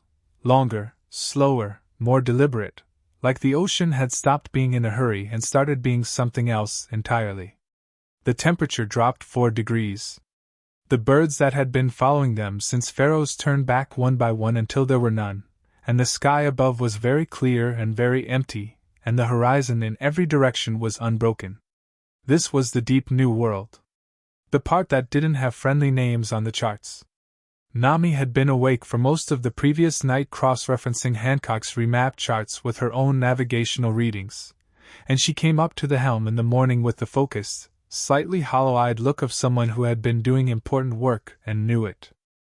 She made adjustments to their heading that moved them 6 degrees southeast, which put them on an approach angle toward the island cluster they were aiming for, a loose chain of volcanic islands called the Meridian Keys, which had a port and a population and enough infrastructure to make it useful as a base of operations for the next stretch of the journey. "How long?" Luffy said from the figurehead, where he had been since sunrise. 2 days if the current holds," Nami said. "Possibly 3 if it does what New World currents do." "What do New World currents do?" "Whatever they want," she said, which was the accurate answer.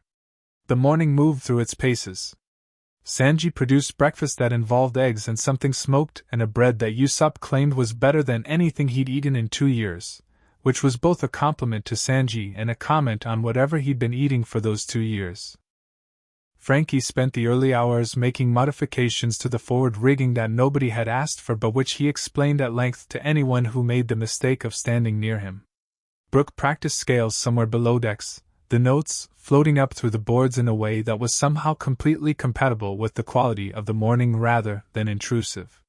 Hancock trained on the aft deck. She had been doing this since Pharaoh's, an hour in the morning, sometimes more, working through forms that were half Kuja tribal combat and half something she had developed herself over years of being the strongest person in most rooms and therefore having to invent her own challenges. It was different from what the Straw Hats did in training, which tended toward the intensely physical and occasionally structural damage-inducing. Hers was precise. Every movement was exactly what she intended, no wasted motion, the kind of economy that came from absolute technical mastery rather than restraint. Zoro watched her from across the deck on the second morning, and when she finished he said, "You're leaving your left side open on the turn." She looked at him. "I know." "Then why?" "Because I'm baiting," she said. "Anyone who watches me train will see the opening and plan around it. In a real fight they'll go for it, and I'll be ready." Zoro was quiet for a moment. Then, "That's actually smart." "Yes," she said. "Do you want to spar?" She looked at him for a moment, not sizing him up, she had already done that, but considering. "You use 3 swords?" "Usually." "Use 1," she said. "The others are a variable I'm not interested in right now. I want to work on something specific."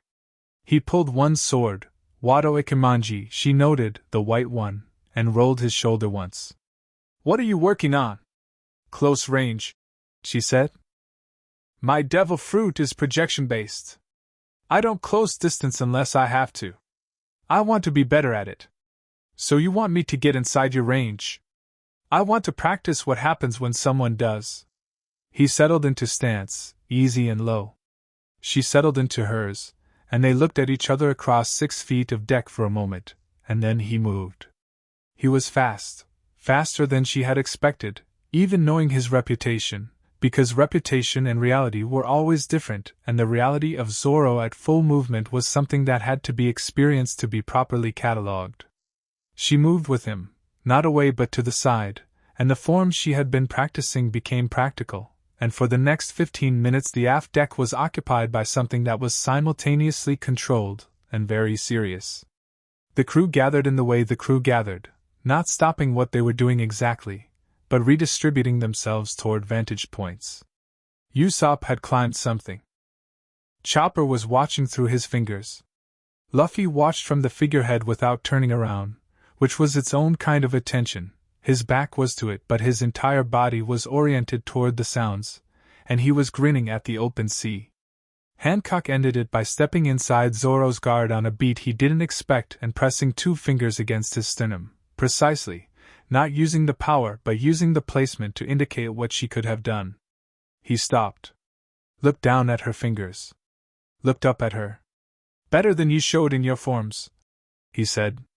"Yes," she said. That's the point. He almost smiled again.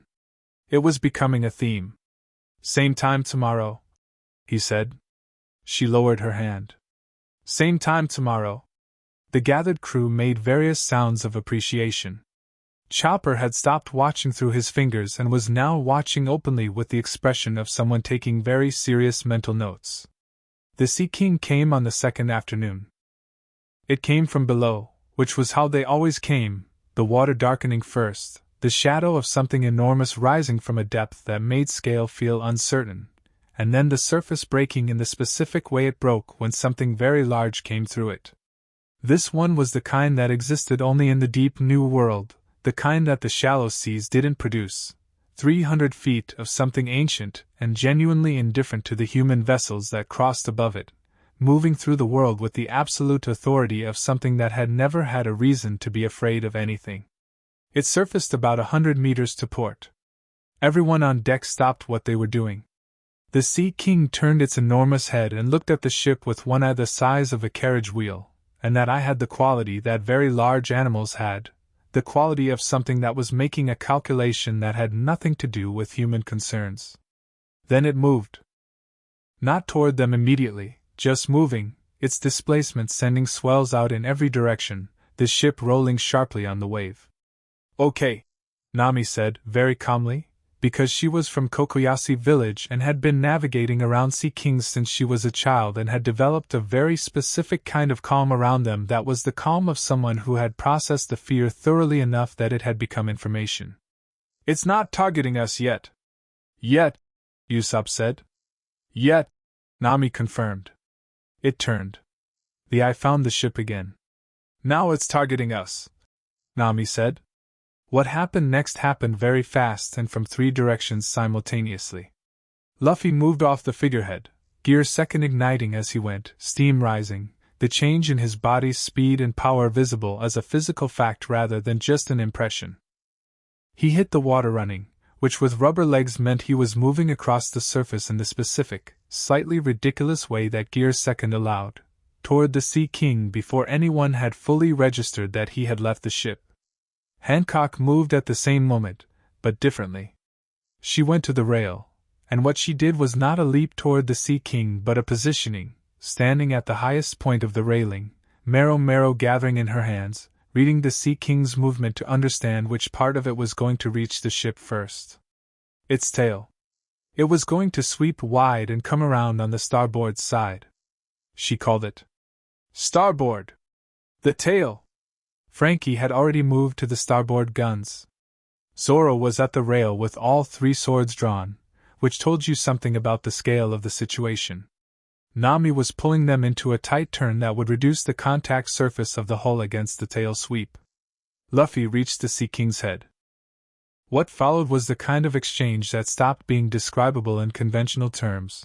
The Sea King struck at him, and he moved inside the strike, his fist connecting with the underside of its jaw with the full force of Gear's second jet pistol, and the crack of it carried across the water like a cannon shot.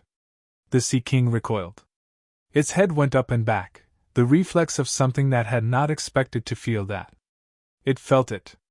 It came back down with more intention than before, and Luffy was already moving again, and the two of them became a single ongoing event in the water to port, the Sea King trying to resolve an annoyance and Luffy doing what Luffy did when he was fighting something enormous, which was find the angles and keep moving and hit harder than anyone expected until the math changed.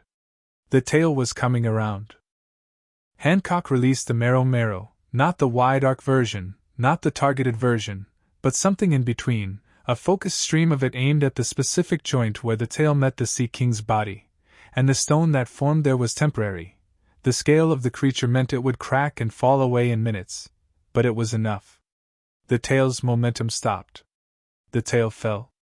It hit the water 50 feet from the starboard hull in a wash of spray that soaked the entire deck. Nami completed the turn. The ship came around. Luffy punched the Sea King again, different angle, harder, the particular escalation of someone who had assessed the situation and decided more was required. The Sea King's eye, that enormous eye, tracked him, and in it was the calculation of something deciding whether the cost-benefit of this interaction had shifted. Sea kings were not simple animals. They made choices. This one made a choice. It turned. Went down. The water churned above where it had been, and then stilled, and the dark shadow of it moved south and went deeper and was gone. The deck was soaking wet. The sudden silence had the quality of something that had been very loud becoming very not loud, the specific ringing absence of noise after intense noise. Everyone stood where they were for a moment. Luffy came back across the water, still on gear second, and landed on the deck, and let the heat dissipate, and looked at the place where the Sea King had been. "That was a big one," he said, with genuine appreciation. "That was a terrifying one," Usopp said. "Yeah." Luffy looked at the starboard rail, where the tail had nearly hit. Then he looked at Hancock. "The tail thing.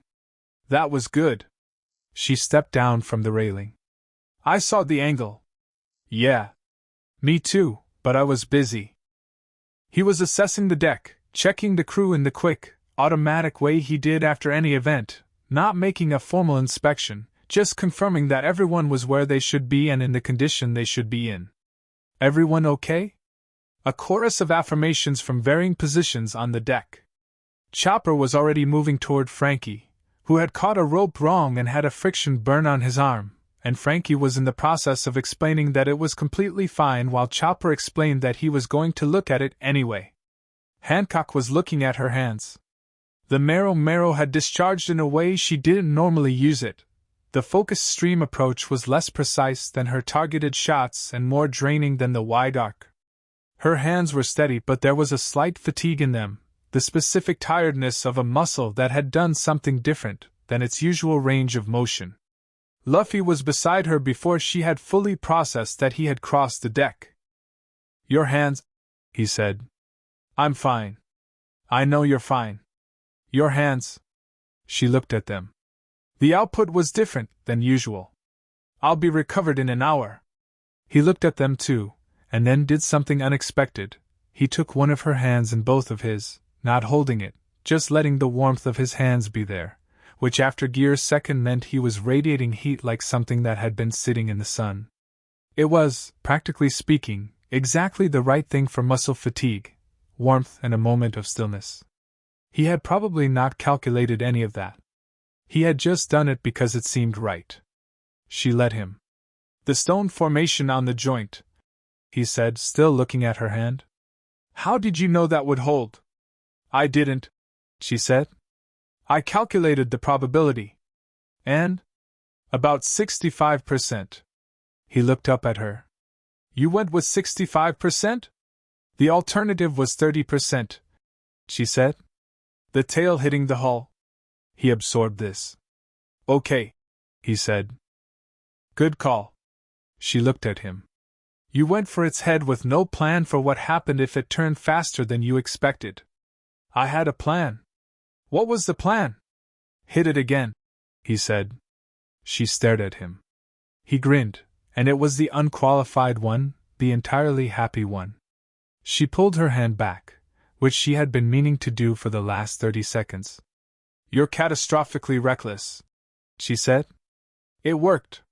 It worked this time. It usually works," he said cheerfully. The word usually is doing an enormous amount of work in that sentence. He laughed.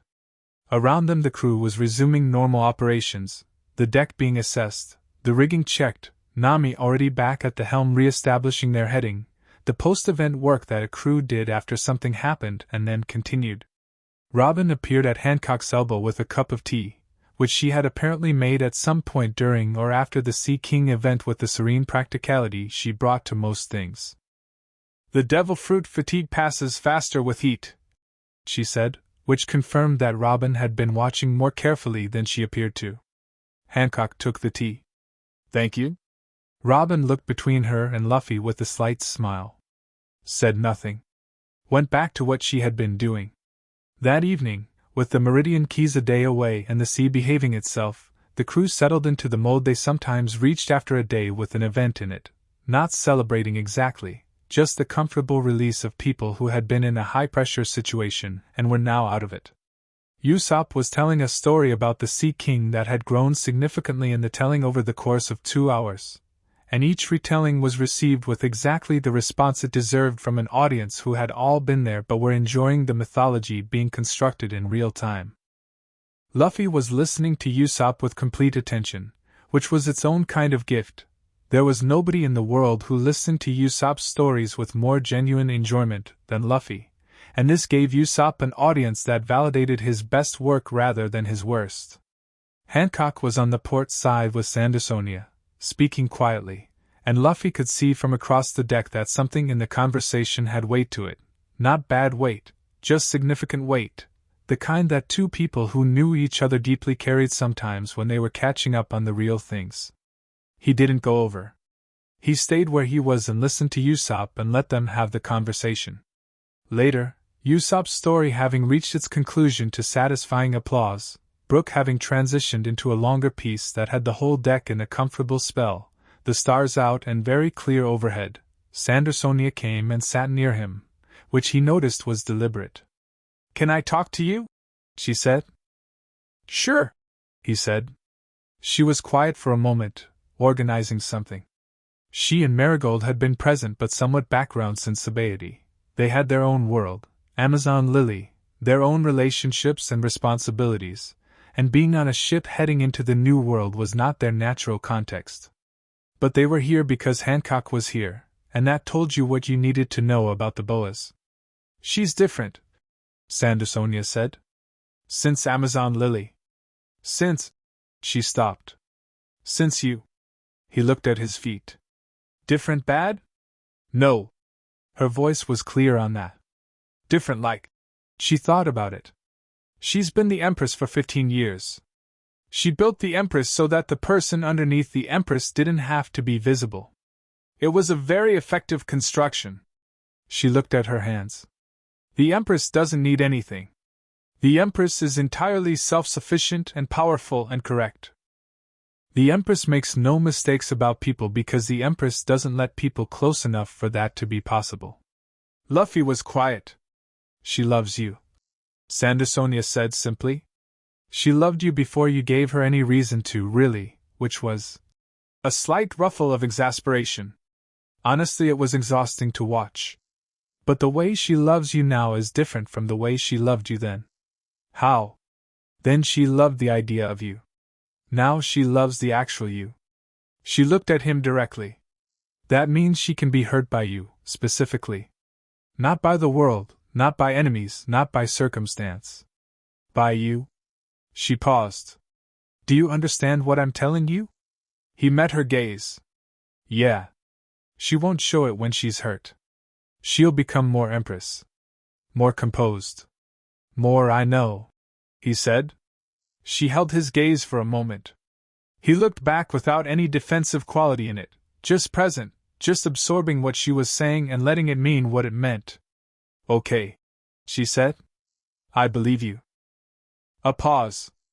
"Also," Sandersonia said, "Marigold thinks you're funny." "I know," he said, grinning. "She told me this morning." "She told you?" "She was watching me eat breakfast, and she said you're kind of funny, and then walked away." Sandersonia stared at him. "Marigold doesn't tell people that." "She told me."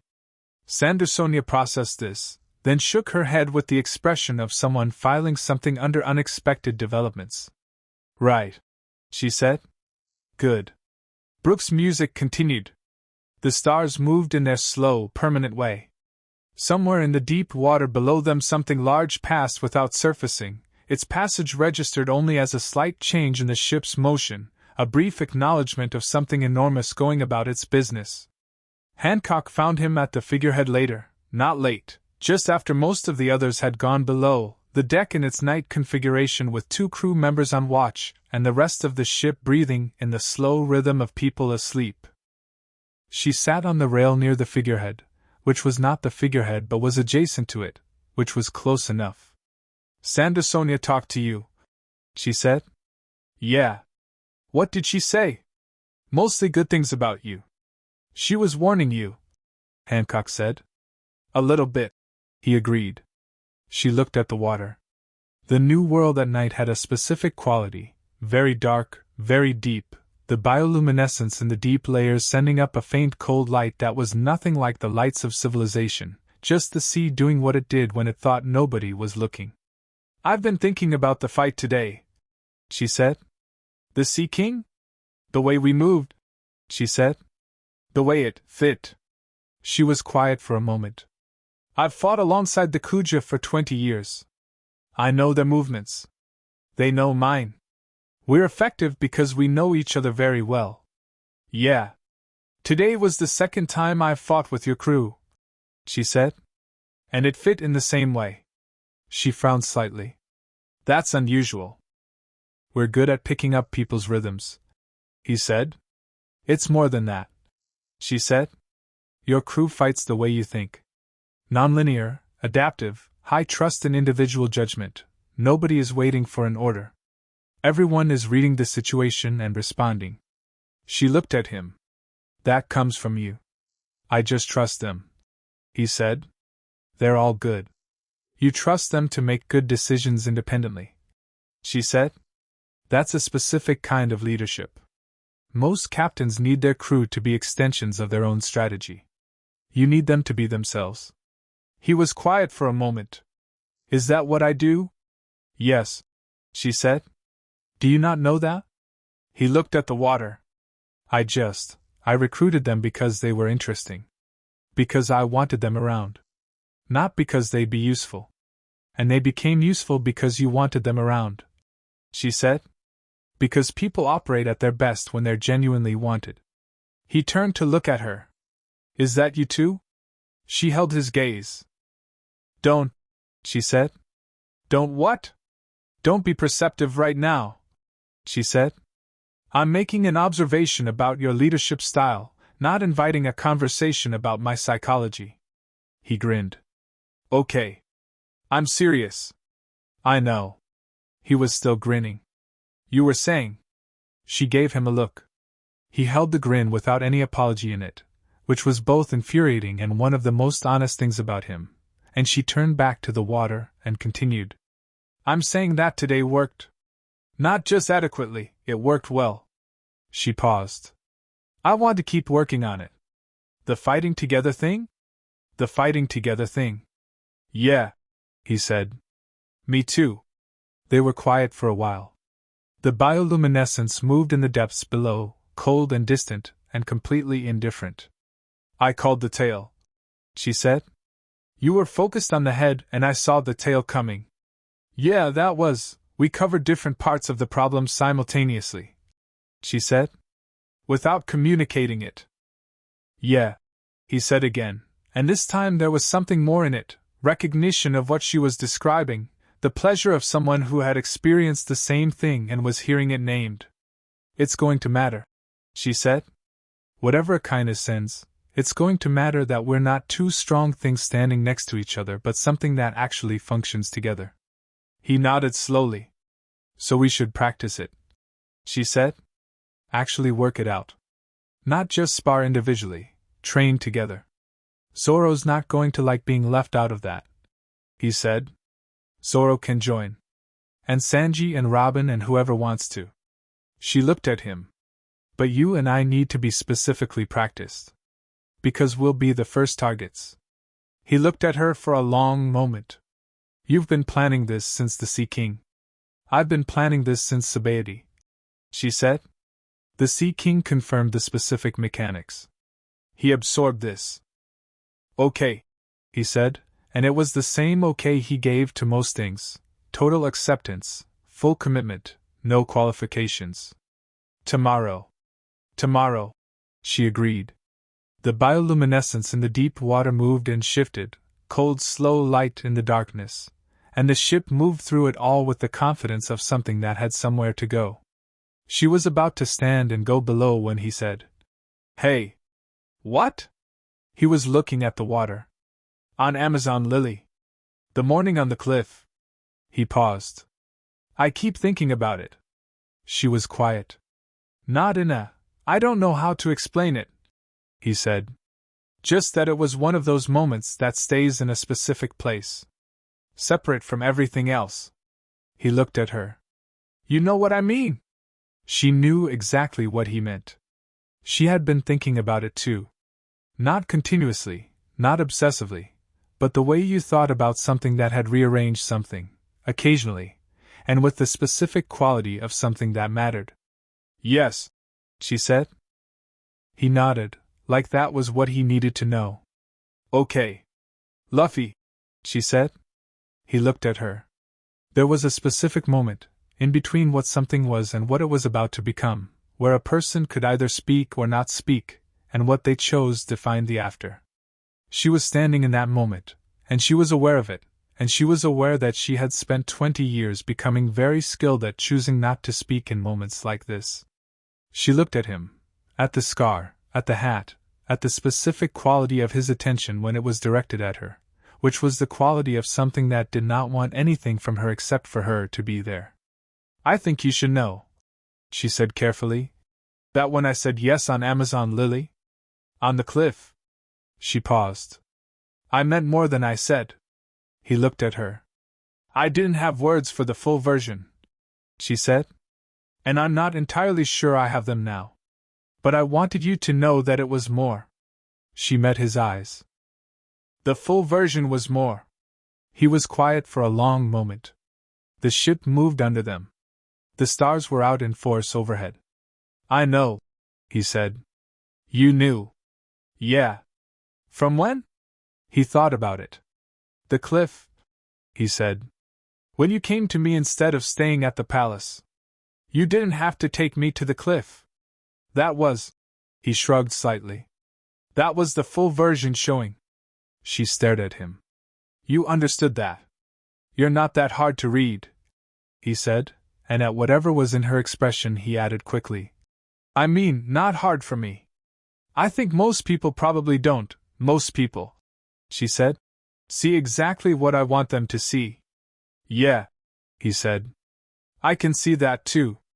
Both at the same time. He looked at her with the simple, direct attention.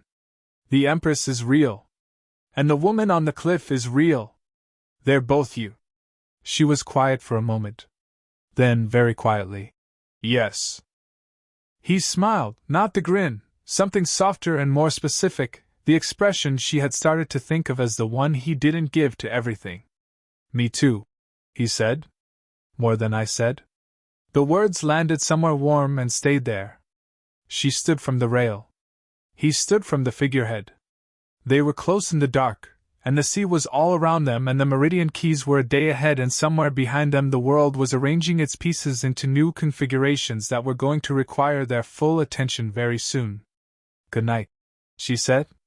Night, he said, and she went below, and he stayed, and the ship went on through the bioluminescent dark toward the next thing.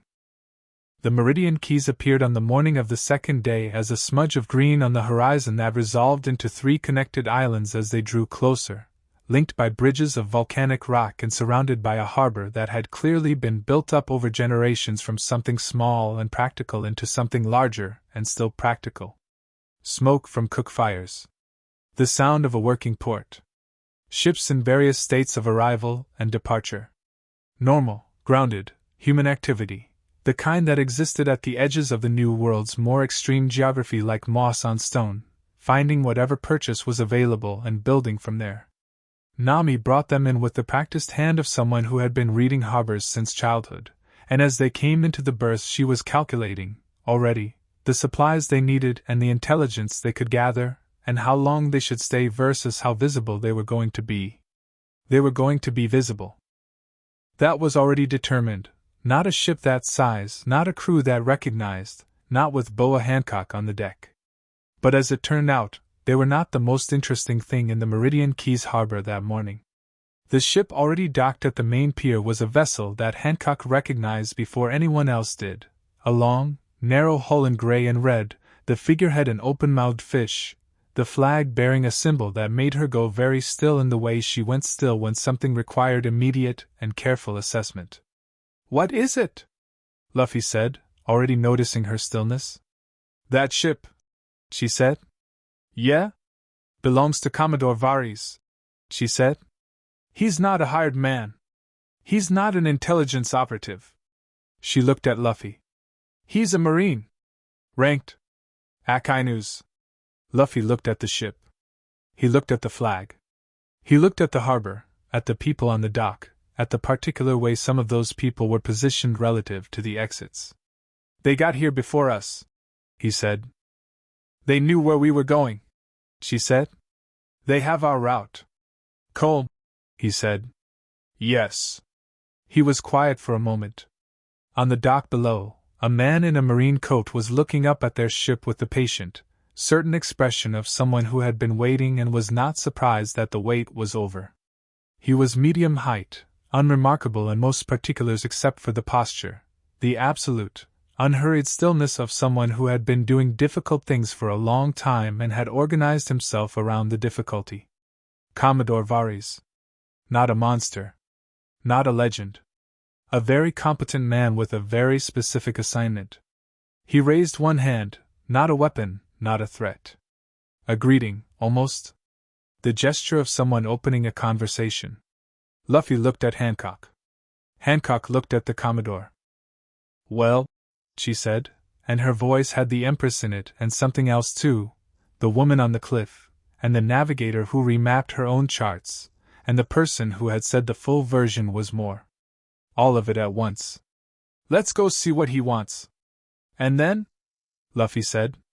She looked at him, and what was in her face was something he had not seen on it before, not the composed certainty of the Empress, not the quiet honesty of their private conversations.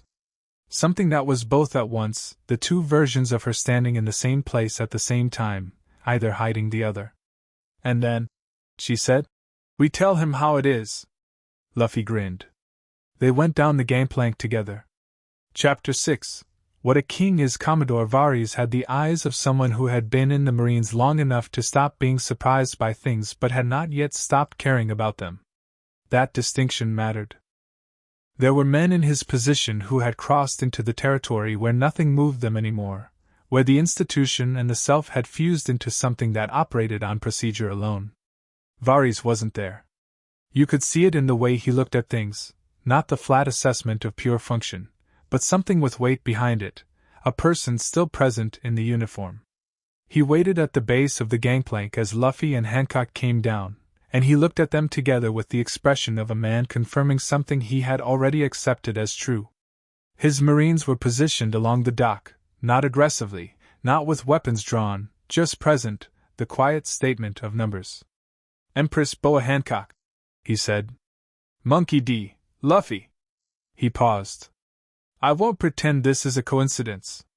Good, Luffy said. I don't like pretending. Varys looked at him for a moment. No. I imagine you don't. He looked at Hancock. You've formally withdrawn from the Shichibukai system. I have, she said. It was the first time she had said it plainly, without qualification, not I no longer work for the world government, not my status is under review. Just the bare fact of it. Fleet Admiral Akainu considers that a hostile act, Varys said. The Fleet Admiral is free to consider whatever he likes, Hancock said. That doesn't make him right. Varys was quiet for a moment. Around them the harbor continued its business with the specific slightly heightened awareness of a working port that had noticed something happening at the main pier and was making collective decisions about proximity. People moved a little faster or a little slower depending on their interests and nerve. I'm not here to drag you back, Varys said, and the words landed differently than anyone had expected. He looked at Hancock with the directness of someone who had decided to say a thing and was saying it. I want to be clear about that. My orders are to assess the situation and report. And what's your assessment? Luffy said. Varys looked at him. That's an unusual question from a pirate.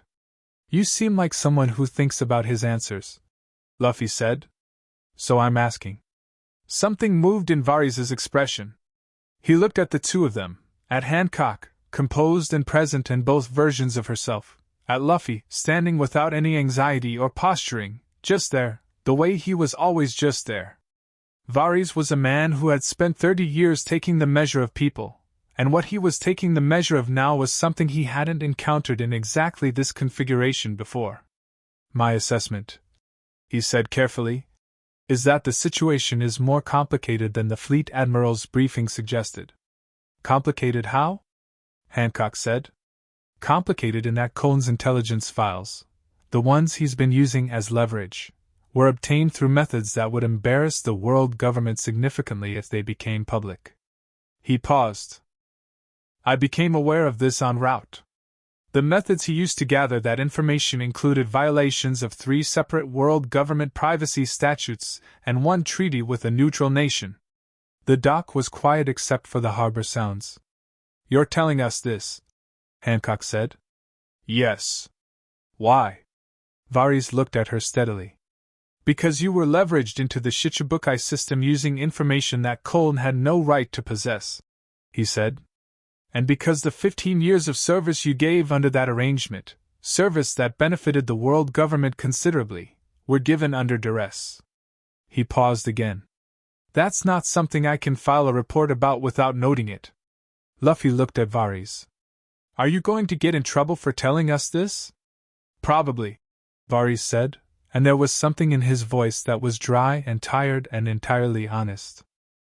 But I've been a Marine for 30 years and I joined because I believed in something, and I'm not interested in the version of this institution that keeps people in line using stolen secrets.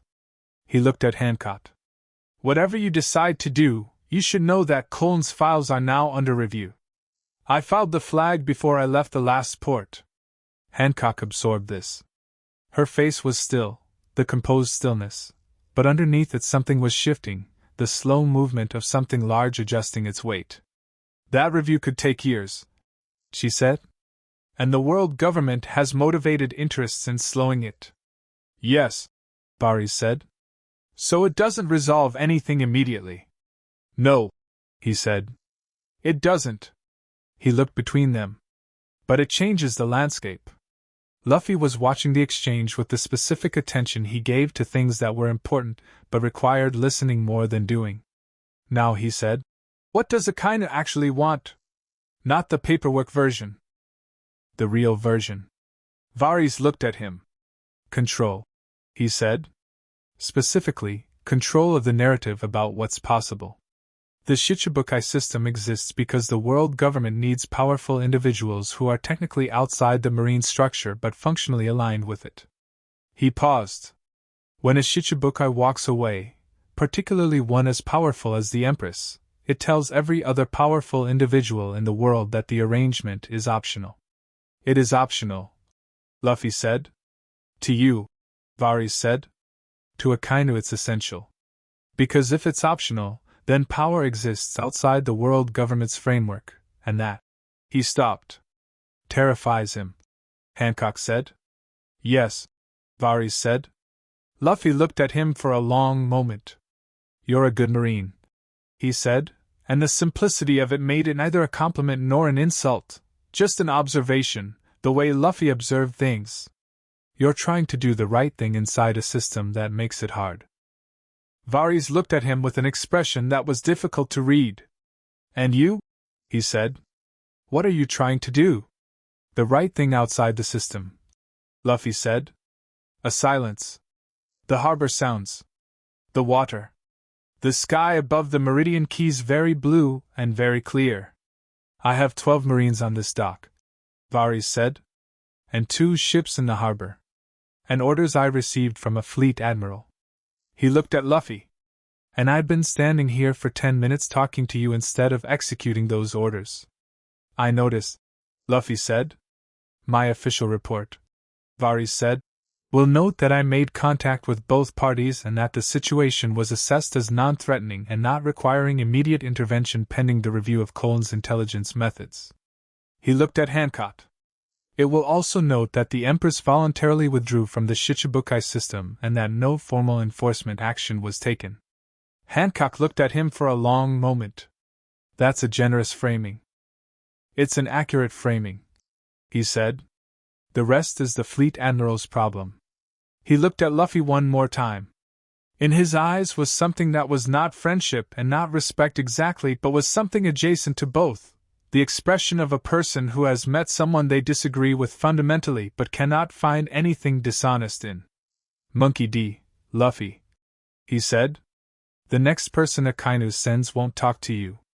I know, Luffy said. He'll send someone who wants to resolve this permanently. I know, Luffy said again, with the same tone, not dismissive, just settled. Varys nodded once. Then he turned and walked back to his marines, said something quiet to the nearest officer, and the formation shifted, not leaving, but reorganizing into something that had stopped being a confrontation and was just people on a dock. Luffy watched him go. Hancock watched Luffy watching him. You like him? She said. He's honest, Luffy said. It's hard not to like honest people even when they're on the other side. She looked at the dock, at the marines, at the harbor going about its business around all of it. He gave us something, she said. Yeah.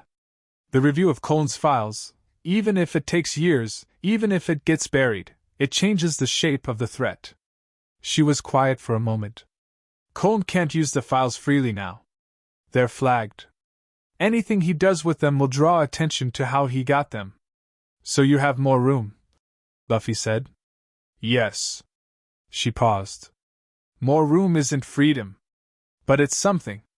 He turned to look at her. It's enough room to move. She looked back at him. Yes, she said. It's enough room to move. They stayed 3 days at the Meridian Keys. Not hiding, that had never been the approach. They resupplied openly, docked openly, walked the island openly, and the world made its calculations about what that meant. Word spread the way word always spread in the New World, which was faster than logic should allow. The Straw Hat crew, Boa Hancock, former Shichibukai, together, openly, and the Marine Commodore had come and gone and nothing had happened. That last part was the most significant piece of information. That was the piece that traveled. On the first evening, a pirate captain named Suresh came to the dock and asked, politely, if he could speak to Luffy. He was a mid-level captain from the South Blue, not famous, not powerful by New World standards, but serious and competent, with a small crew that had made it this far through the skill of their navigator and the caution of their captain. He had a request. A group of Marines from a different unit than Varys's, rogue in the specific way that sometimes happened at the edges of world government authority, operating with official cover and unofficial methodology, had been extorting supply payments from smaller crews in the stretch of the New World for the better part of 6 months. 3 crews had lost ships over it. He wanted to know if Luffy knew anything about it. Luffy listened to all of this. Where are they based? He said. There's a rock formation 2 days east, Suresh said. They call it the Grey Fort. They've got a frigate there and a smaller patrol vessel. Luffy looked at Hancock. I know it, she said. I've avoided it for 2 years. Can we get there in a day and a half if we push? If Nami pushes the route, yes. He looked at Suresh. What are you offering? Suresh blinked. I'm not. I don't have much to. I'm not asking for payment, Luffy said. I'm asking if you're coming. Suresh stared at him. You've been watching this happen for 6 months, Luffy said. To people like your crew. Do you want to come or do you want to wait here? A long pause. Suresh looked at his boots, then at his ship, then at Luffy. I'll come, he said. Good, Luffy said. Tell anyone else on this island who's been dealing with the same problem. By the next morning there were 4 ships following them out of the Meridian Keys. The Grey Fort was exactly what its name suggested. Grey volcanic rock rising from the sea in a natural formation that someone had improved upon with walls and a gun platform, the kind of defensive position that was easy to hold and very hard to approach. 2 ships were anchored in the protected water behind it. The Marine station there had the look of people who had been isolated long enough that they had stopped operating as an institution and started operating as something else. Their commander was a captain named Aldrich, a broad, heavy-set man who had been posted here originally as punishment for some infraction at a more visible station and had apparently decided at some point that punishment and opportunity were a matter of perspective. He had been running the extortion scheme since approximately month 3 of his posting.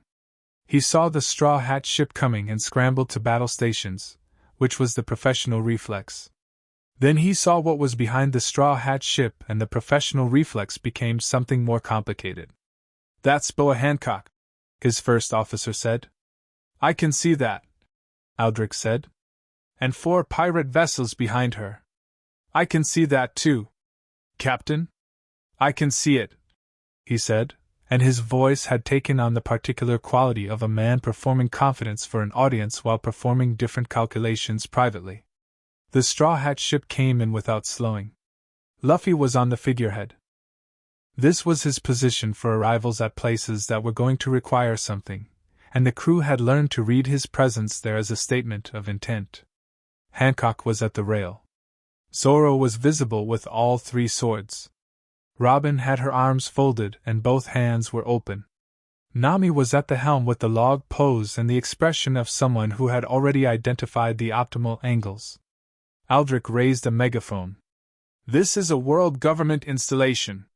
You are not authorized. Tell me about the ships you've taken," Luffy said, and his voice carried easily over the water without amplification, the way voices carried when the person speaking them had no uncertainty about being heard. A pause.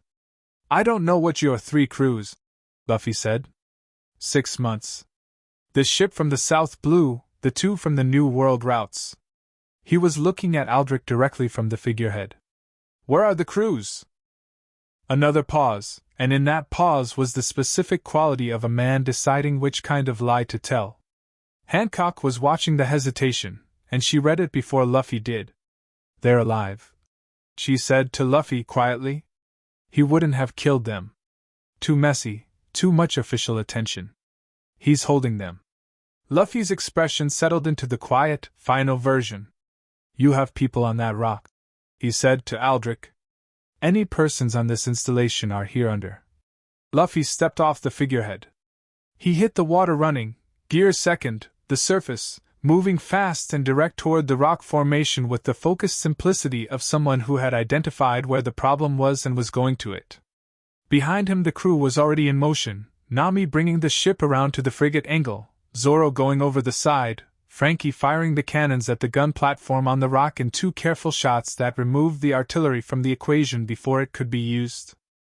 Hancock was moving too, across the water with the perfume Yuda pulling alongside, and when she reached the rock wall of the Grey Fort she walked up it, which was one of the things she could do, her footing finding purchase on the vertical surface with the ease of someone who had been extraordinary so long it had become ordinary, and came over the wall into the interior compound where Aldrich's Marines were trying to organize themselves. She didn't wait for them to finish organizing. The Mero discharged in the full declaration version, the wide arc that had cleared rooms and stopped charges and turned the calculus of confrontations before they could begin. Half the Marines in the compound stopped moving. The other half looked at what had happened to the first half and made their own decisions quickly, some of them very sensible decisions about standing very still. Aldrich came out of the command structure with a pistol and shot at her. She turned sideways and the shot missed, which it would have even without the sidestep because she could see from the angle of his wrist where it was going before he pulled the trigger, and she crossed the compound in 4 strides and disarmed him with the efficiency of someone for whom this kind of thing was a small motion rather than a significant event. Luffy came over the wall 30 seconds after her and looked at the compound. "Good," he said. "The detention area," she said. "South structure." He went. She followed, and the detained crews from the 3 ships were in a room below the south structure that had been a storage hold and had been converted with minimal effort, and they were alive. And when the door opened, the quality of the light that came through it made the people inside it go very quiet for a moment before anyone moved. It took 2 hours to sort out. 2 hours of logistics and the particular organized chaos that followed any event of this kind, getting the detained crews to the surface, assessing their condition with Chopper moving through them with focused speed, communicating with the 4 ships outside that had come from the Meridian Keys, dealing with the Marines who had surrendered and the ones who hadn't, and the gradual resolution of the whole complicated situation into something that was done. Aldrich was bound and put on his own frigate with a den mushy message prepared for Varys, which Luffy dictated and Nami refined and Robin transmitted, explaining what had been found at the Grey Fort, and what had been done about it.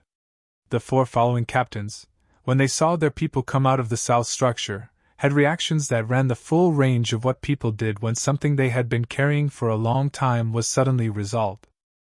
Suresh sat down on the dock and put his head in his hands and stayed there for a while, and nobody bothered him about it. Later, when the practical work was finished and the sun was moving toward the horizon and the rock formation of the Grey Fort had taken on the orange color of the light, and looked briefly beautiful in a way it had not managed to look all day, the captains of the 4 ships came to Luffy. Not formally. Not with any ceremony. They just came, one by one or in pairs, and what they wanted to say didn't always have clean words, and Luffy listened to all of it with the easy attention he gave to people he was paying genuine attention to. Suresh was the last. He stood in front of Luffy and looked at him for a long moment. "What do you want for this?" he said. "You have to want something." "I don't actually," Luffy said. "Nobody does something like this for nothing. I did it because it was wrong and it could be fixed," Luffy said. "That's enough." Suresh looked at him for a long time. Then he looked at Hancock, who was nearby, and she looked back, and what was in her expression was not the Empress expression, it was something more personal, something that was watching the man beside her be exactly what he was, without performance or modification. "My flag," Suresh said slowly. He looked at Luffy. "Can I sail under your flag?" The dock went quiet. It was not a small question. It was the specific question that Luffy had been describing that morning on the ship, not territory, not titles, not the apparatus of a throne. The question of whether the thing he was meant something, whether it was real enough that people would choose to be under it. Luffy looked at Suresh. Looked at the other captains.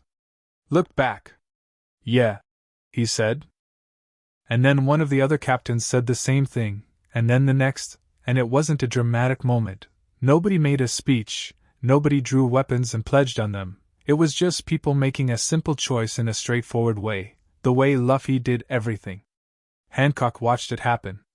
She had been in the business of power for a long time, had understood it as structure, as leverage, as the careful management of relationships and debts, and the implied threat of what you could do. She had built an empire on those foundations, and it was real and it worked. But this was something else. This was power that wasn't constructed, just recognized. People looking at a thing and saying, "Yes, that's the thing, I'll go toward that." She thought about what he had said on the prow of the ship about Whitebeard. About being a thing rather than having a thing. She understood it now in a different way than she had then.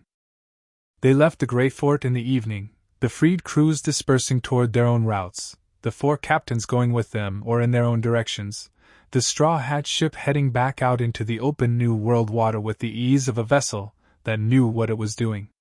Luffy was on the deck eating something Sanji had brought him, and the crew was in the good post-event mode that was different from the anxious post-event mode, the mode that came when something hard had been done, and the doing of it had been clean.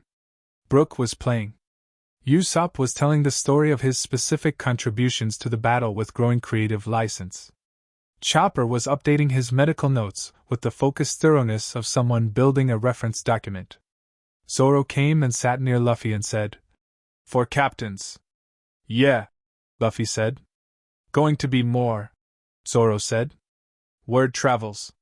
"Yeah." "You're not trying to build a fleet," Zoro said. It wasn't an accusation. Just checking. "No," Luffy said. "I'm trying to." He frowned slightly.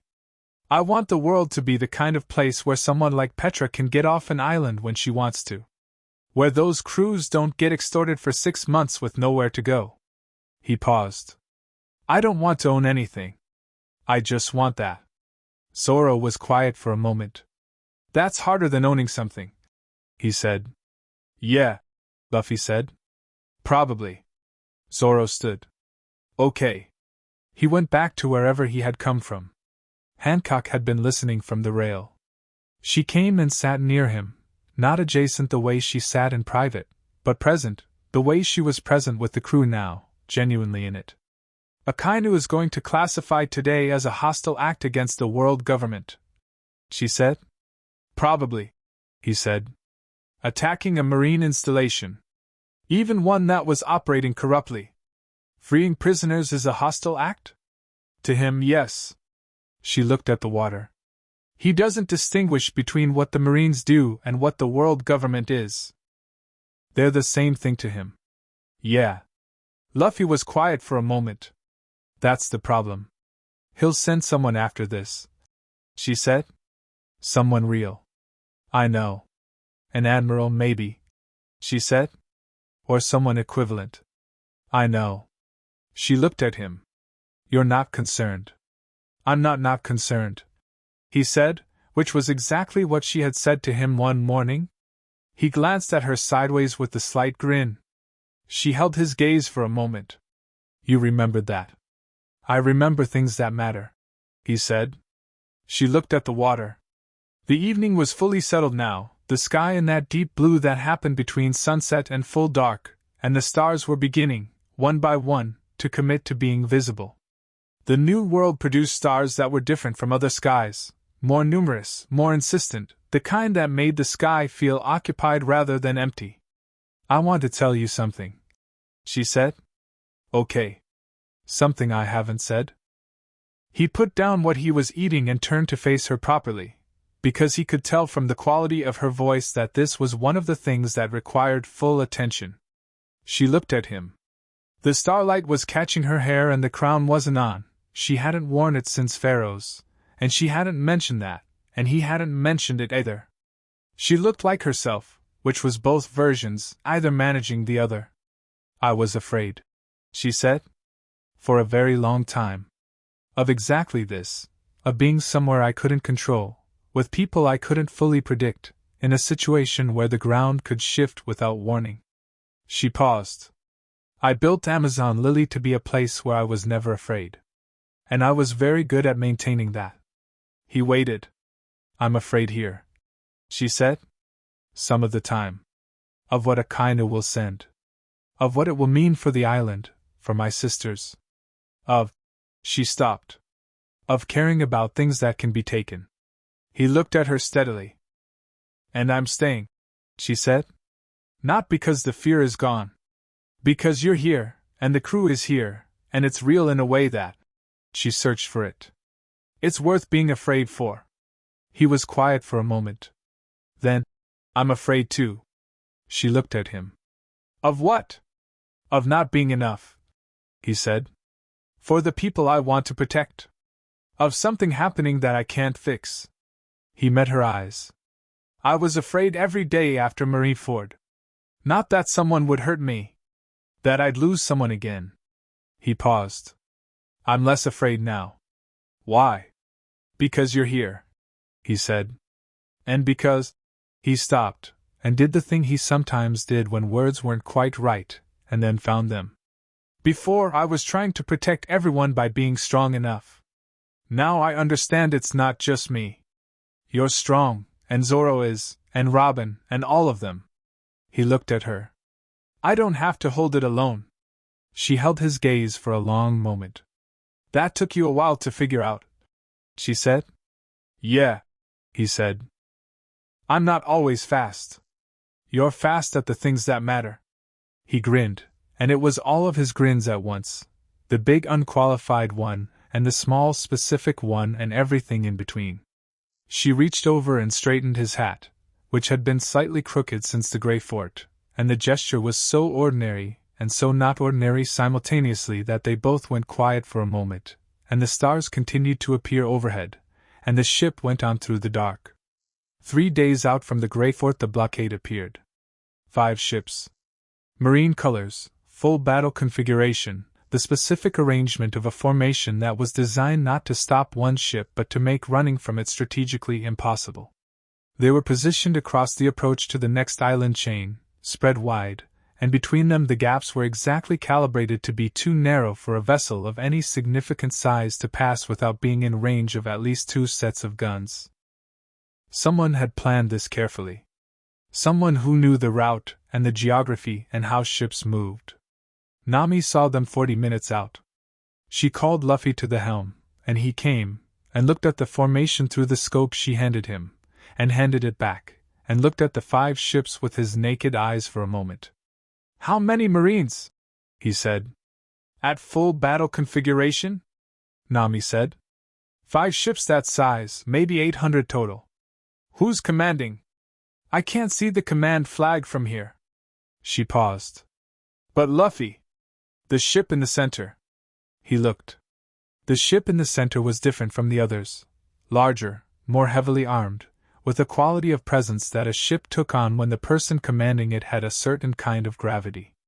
The flag on the conning tower was not a standard marine flag. It was a flag with a specific symbol. Hancock came to the helm, looked through the scope, and handed it back without expression. "Vice Admiral Crane," she said.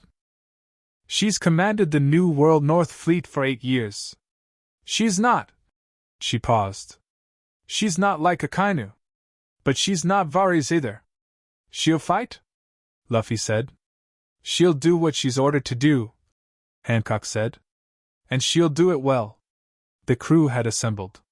Not because anyone called them, they had all felt it, the quality that came into the air when something was real and present, and requiring a decision. They were on deck, in position, not dramatic about it, just there. This was what they looked like when they were genuinely ready, not performing readiness but just being it, each person fully themselves and fully present. Luffy looked at his crew. He looked at Hancock. He looked at the 5 ships. Nami said very quietly, "We could go around. South route adds 4 days, but the blockade doesn't extend." "No," Luffy said. Everyone looked at him. "We're not going around," he said. Not loudly, not with any performance of bravado. Just clear. "We're going through." "Luffy," Nami started. "Not because I want to fight," he said. "Because going around means they decide where we go. And I'm done letting other people decide that." He looked at her. "We go through. But we don't fight unless they make us." Nami held his gaze for a moment. Then she looked at the formation, at her charts, at the gaps between the ships. Then she looked back at him with the expression she wore when she had done the math, and the math had given her an answer she didn't entirely like but was going to act on anyway. "The gap between the 3rd and 4th ship from the left," she said. "It's narrow, but it's manageable if the wind holds and I take us in at exactly the right angle. Can you do it?" "Yes," she said. No hesitation. "Then do it." He went to the figurehead. Hancock went to the rail. Not the same position, not mirroring him. Her own position, the one from which she could see the gap Nami was targeting and the ships on either side of it, and the distance between everything. Zoro was at the bow with his swords. Robin had her hands open. Frankie was at the cannons but not loading them, present, ready, but not making the first move. Sanji was somewhere below where he could come up fast if needed. Usopp was in the crow's nest with his bag. Chopper was standing slightly behind the mast, holding his medical kit, the expression on his face the one he wore when he was afraid but not moving. Brook began to play. Nobody asked him to. He just played, something quiet and steady that didn't announce itself as battle music or march music or anything in particular, just music, the kind that meant we are here and we are going forward. The marine blockade grew ahead of them. When they were within hailing distance, a voice came across the water through a marine megaphone, female, precise, carrying the particular quality of someone who was used to making themselves heard over large distances. "This is Vice Admiral Crane of the New World North Fleet. You are ordered to heave to and prepare for boarding." Luffy said nothing. The ship kept moving. "Monkey D, Luffy. You are ordered to heave to." Still nothing. The gap between the 3rd and 4th ship was visible now, calibrated and exact in Nami's hands, and the ship was aligning for it with the slow, deliberate precision of a navigation move rather than a combat move. "Boa Hancock. You are ordered." "No," Hancock said, and her voice was the Emperor's voice, the full-output version, the one that had ruled Amazon Lily and faced down nobles and sat across from world government representatives and given nothing away. But it was also something else. The woman on the cliff, the woman who had said the full version, was more. "I will not be ordered." A pause from the blockade. "We're going through." Luffy said, into the silence, and his voice was easy and clear and entirely without malice. You can let us through, or we go through anyway. That's the choice. We have 5 ships, Crane's voice said. 800 Marines. You have 1 ship and a crew of Luffy said. But have you been briefed on what my crew actually does? He was grinning. Hancock could see it from the rail.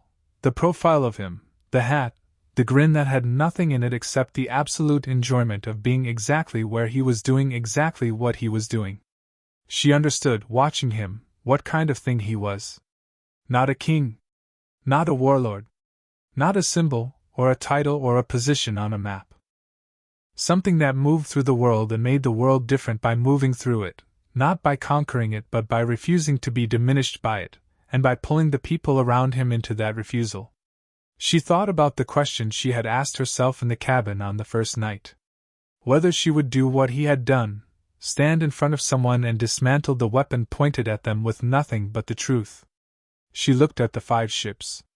She stepped up onto the rail. Vice Admiral Crane, she said, and her voice went across the water with the complete, unobstructed clarity of someone who had never once in her life doubted that she would be heard. I am Boa Hancock, former Empress of Amazon Lily, former Shichibukai. She paused. I am not coming back. I am not returning to any arrangement with the world government. And I am not being boarded today.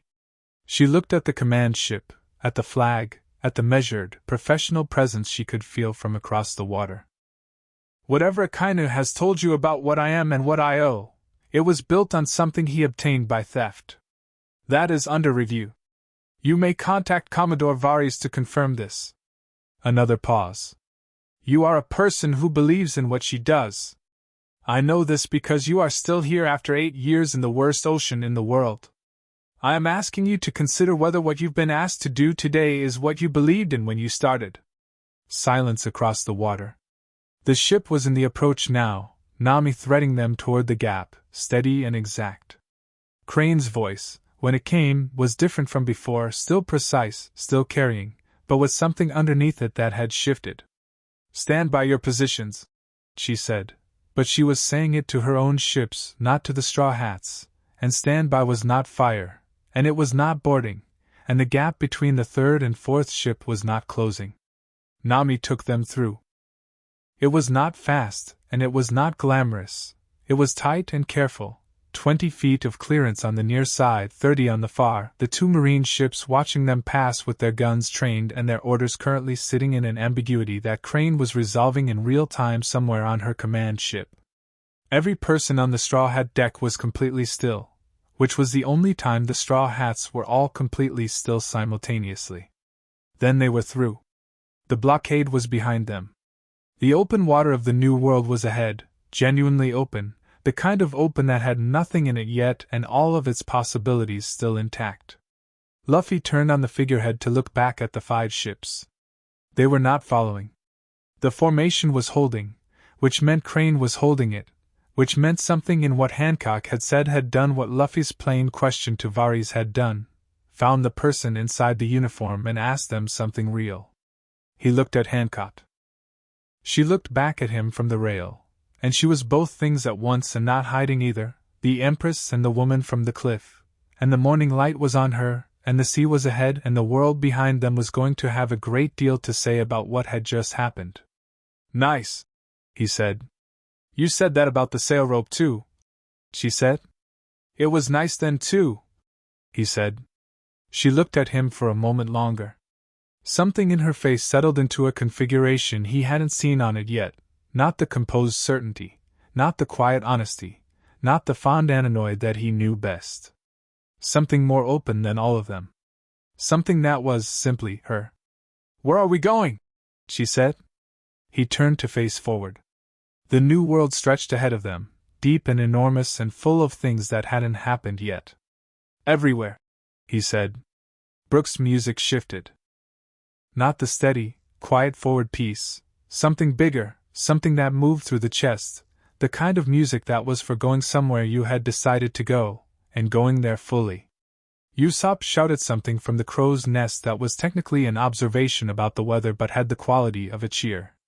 Chopper made a sound that was entirely overwhelmed emotion. Frankie said super at a volume that was felt as much as heard.